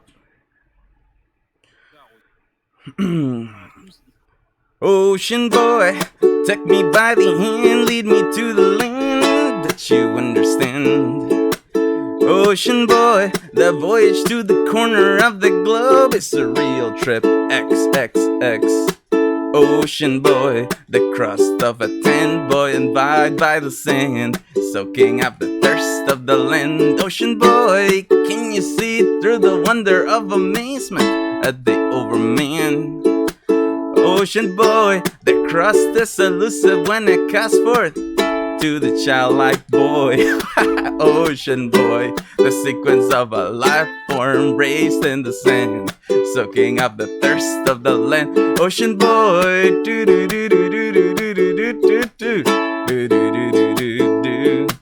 Ocean boy, do do do do do do do do do do do do do do. ocean boy. Do do do do do do do do do do do do do do. Ocean boy, take me by the hand, lead me to the land that you understand. Ocean boy, that voyage to the corner of the globe is a real tarty.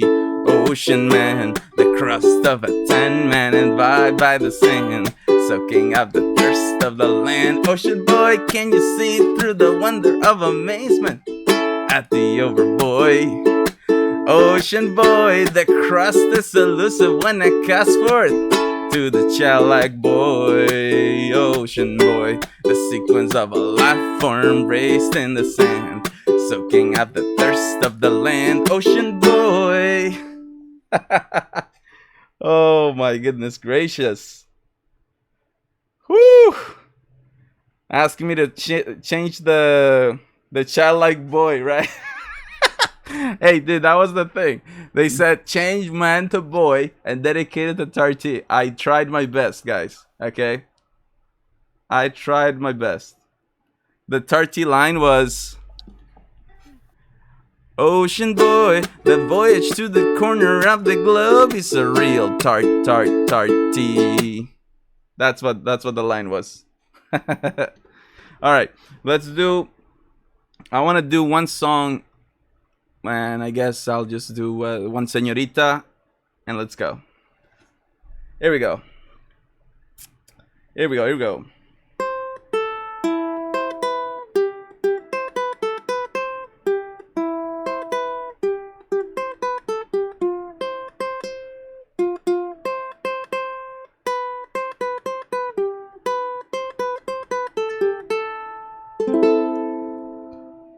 I love it when you call me señorita. I wish I could pretend I didn't need you, but every touch is ooh la la la.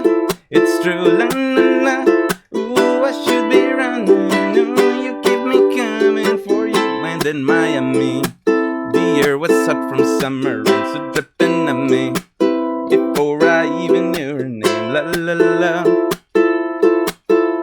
Like ooh la la la, yeah. Sapphire moonlight, we danced for hours in the sun, tequila sunrise. Her body fit right in my arms, la la la.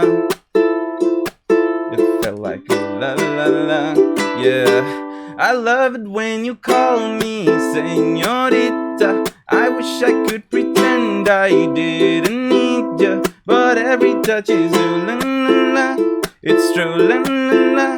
Ooh, I should be running. Oh, you know I love it when you call me señorita. I wish it wasn't so damn hard to leave ya, but every touch is ooh la la la. It's true, la la la. Ooh, I should be running. Oh, you keep me coming for you, locked in that hotel. There's just some things that never change. You say we're just friends, but friends don't know the way you taste, la la la. Cause you know it's been a long time coming to let me fall. Oh, how your lips undress me, hooked on your tongue. Ooh, love, your kiss is deadly, don't stop. I love it when you call me señorita. I wish I could pretend I didn't need you, but every touch is ooh la la la. It's true, la la la. Ooh, I should be running. Oh, you know I love it when you call me señorita. I wish I could pretend I didn't need you, but every touch is ooh la la la. It's true, la la la. Ooh, I should be running. Oh, you keep me coming for you. Oh man, look at that. Okay. I loved when you call me Dadinator. I wish you went dun, dun, dun, dun. I guess it applies. Oh man. Oh, that is so funny. Can you sing Tarty Roads? Oh goodness. Let's try it. Look, that might be amazing. Or it might be terrible. We don't know unless we try. Okay. Okay. Oh, man. How are we gonna do this?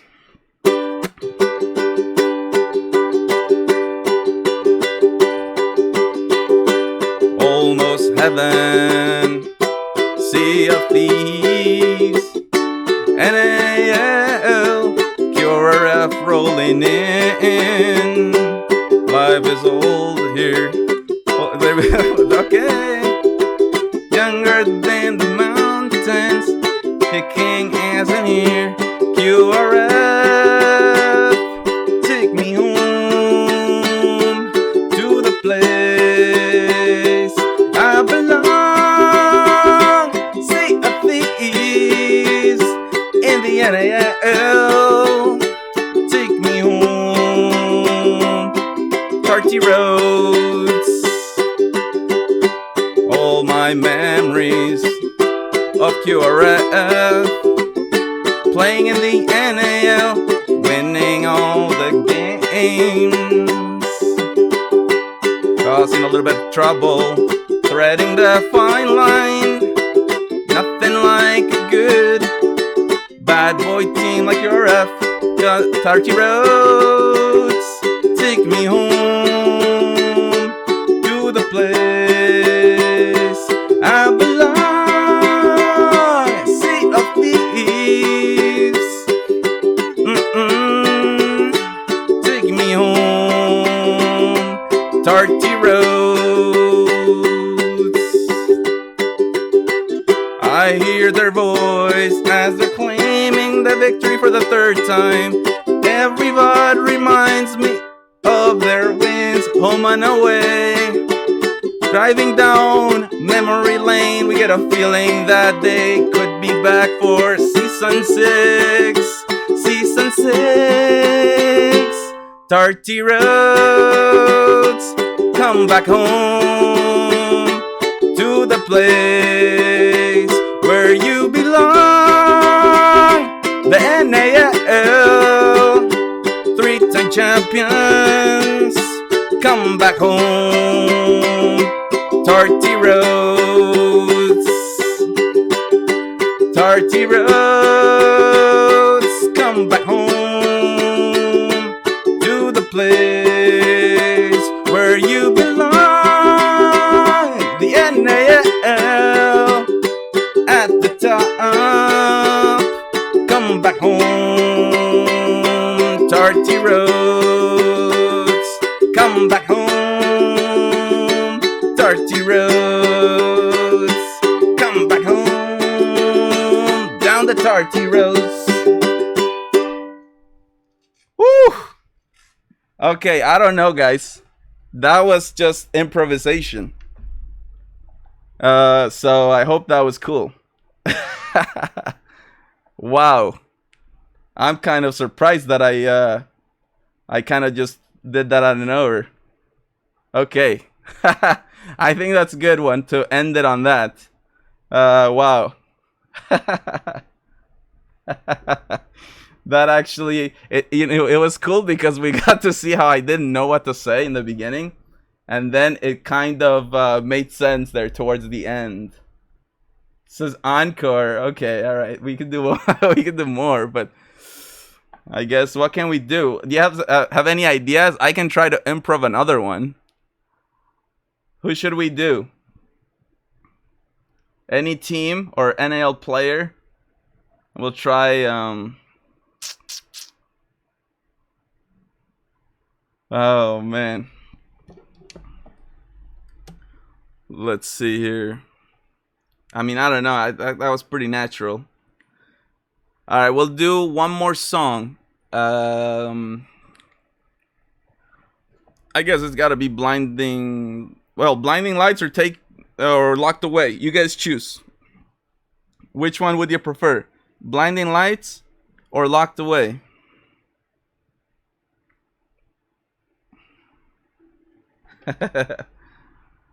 Both. Oh goodness. Okay, let's do. If we're gonna do both, then the blinding crab. Oh yeah, the. Let's start with the blinding crab. Okay. That's the crab lord. Somebody said the other day, it's like, dude, I can't, like, I'm trying to focus, but I've been hypnotized by the crab lord the whole time.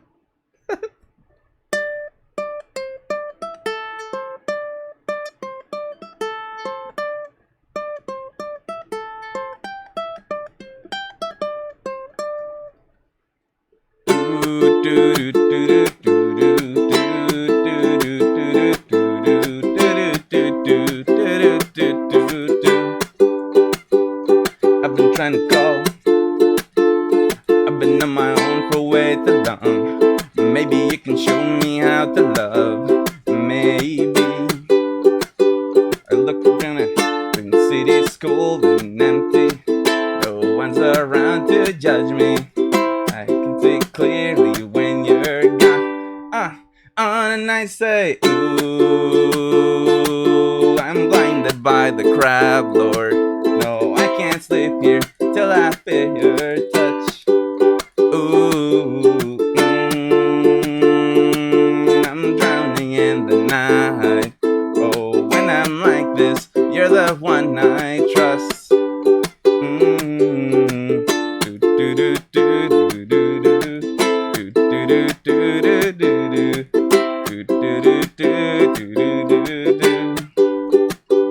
I'm running out of time, 'cause I can see the crab lord up the sky. So I would never drive, baby. The city is cold and empty. No one's around to judge me. I can't see clearly because of the crab lord. Lord, and I say, ooh, I'm blinded by the crab lord. No, I can't stay here till I feel your touch. Ooh, I'm drowning in the night. Oh, when I'm like this, you're the one I trust. I'm just walking by to let you know I could never say it on the phone. We'll never let you go this time, 'cause I say, ooh, I'm blinded by the crab lord. Oh, I can't sleep here till I feel your touch. Ooh, I'm drowning in the night. Oh, when I'm like this, you're the one I trust. The crab lord, let's go. Okay. And now let's go. Okay, I guess this one is, well, I'm gonna try to improv this one into like a team that is struggling, but you know, the fans are gonna, they're gonna be there on the good moments and also in the bad moments. Okay. Okay. Oh man, this is gonna be the improv, so bear with me here. If I played today and we lost it all again, tell me honestly, would you still love me the same? If I couldn't bucket XX, if I couldn't hit a cannonball, tell me honestly, would you still love me the same? Right about now, when I am playing in the NAL, I'm always gonna try my best, but it's not gonna work all the time. And when I come out here, I want you to know I'm gonna try my best. Let's hope it works this time. Now tell me, would you really ride for me? Tell me, would you really die for me? Would you be my fan? Would you be there to always hold me down? Tell me, would you really cry for me? Baby, don't lie to me.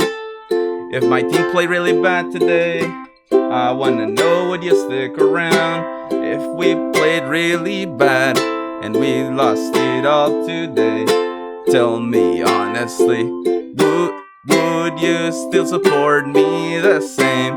If I showed you my flaws, if I couldn't hit a cannonball, tell me honestly, would would you support me the same? Let's get it deleted down. All I really want is a teammate who doesn't ask much. A team I know that I can trust, to be there when morale is low. If I did not have nothing else to give but love, and would that even be enough?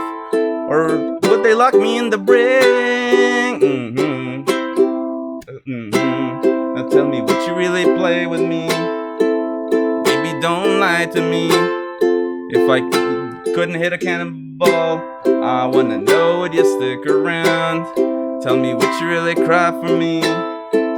Baby, don't lie to me. If you didn't have anyone else, I wanna know, would you still play with me? If I lost it all today, and then tell me honestly, would you support me the same? Tell me, do you want me? Tell me, would you call me? If you knew I was DCing, 'cause we don't have subs today. Tell me, do you want me? Tell me, do you love me? Am I the backup sub? 'Cause you got no one else to play today. If I come to play and I miss everything today, tell me honestly, would you still love me the same? If I showed you my flaws and I couldn't bucket XX, tell me honestly, would you still love me the same? Oh man, just try to figure out, like, you just have a bad game, man. I don't know. Would your teammates turn your back on you with just one bad game, or will they love you the same? Just having a good time, guys. But yeah, that's it, guys. So now it's time to kind of transition off. First of all, again, thank you so much for joining us, man. Thanks a lot for the show. That was amazing. Thanks to all the people in the chat, and especially to the people like that you don't see on screen, but you'll see at the end of the stream, like the refs and the lobby guys and all that. We couldn't make it without them. Thanks a lot, boys. Absolutely. Yes, that is true. And huge shout out to all the teams that played, absolutely bringing their best. Shout out to all the staff behind the scenes to make it all possible. And you guys, the viewers, who hang out the whole time. I see some line here, Villa, that posted, and I have to try it before. So this is how it works. So okay.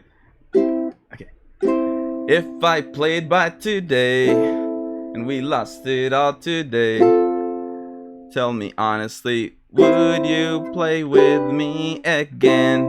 Hold on. So how am I supposed to sing that? If I showed you my flaws and we lost it all today, man, love you. Okay, I love you. Okay.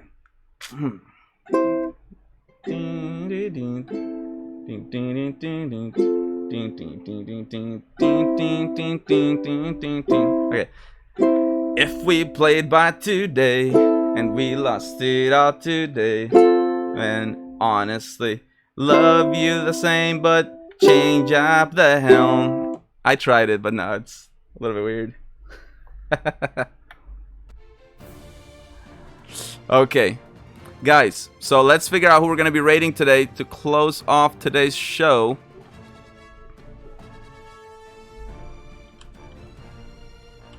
Let's figure this out. It looks like today we're going to be rating True Edits. Actually, yeah, True Edits. Let's go. Thank you guys so much for your support. We'll see you next week on Wednesday, hopefully for the EU Scrim Night, and then Friday, NA Scrim Night. Saturday, we have League Play Week 3 for NA, and Sunday, Week 2 of League Play. We hope to see you back. Let's go. And I hope you stay to the watch the credits as well. An exclusive song called The Notorious Shanty performed by Freya Catherine. Thank you all so much for joining us. And we will catch you next time.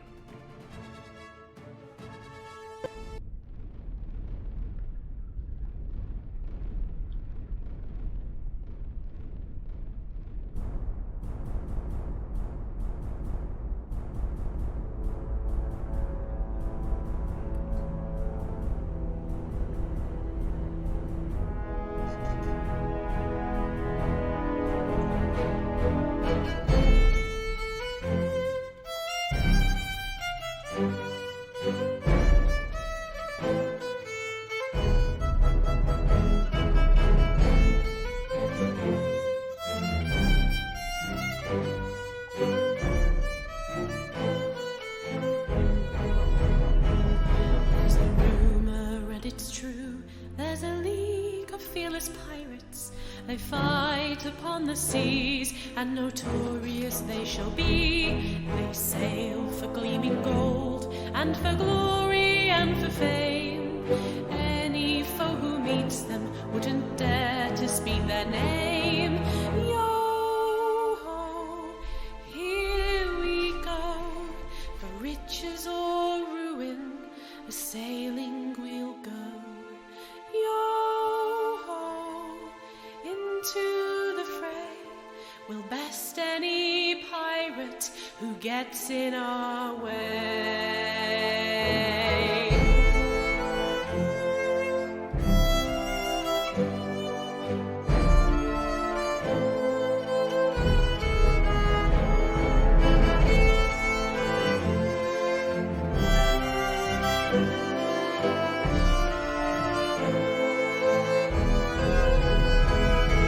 Yo-ho, to battle we sail, for fortune and victory, or death if we fail.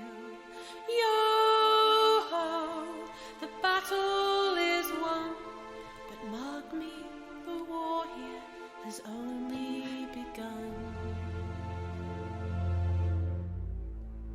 So say, O ye ruffians, for fortune and fame, in hopes that the cup of victory will soon bear your name. Thank you guys so much for your support. We'll see you next week. Thank you all so much.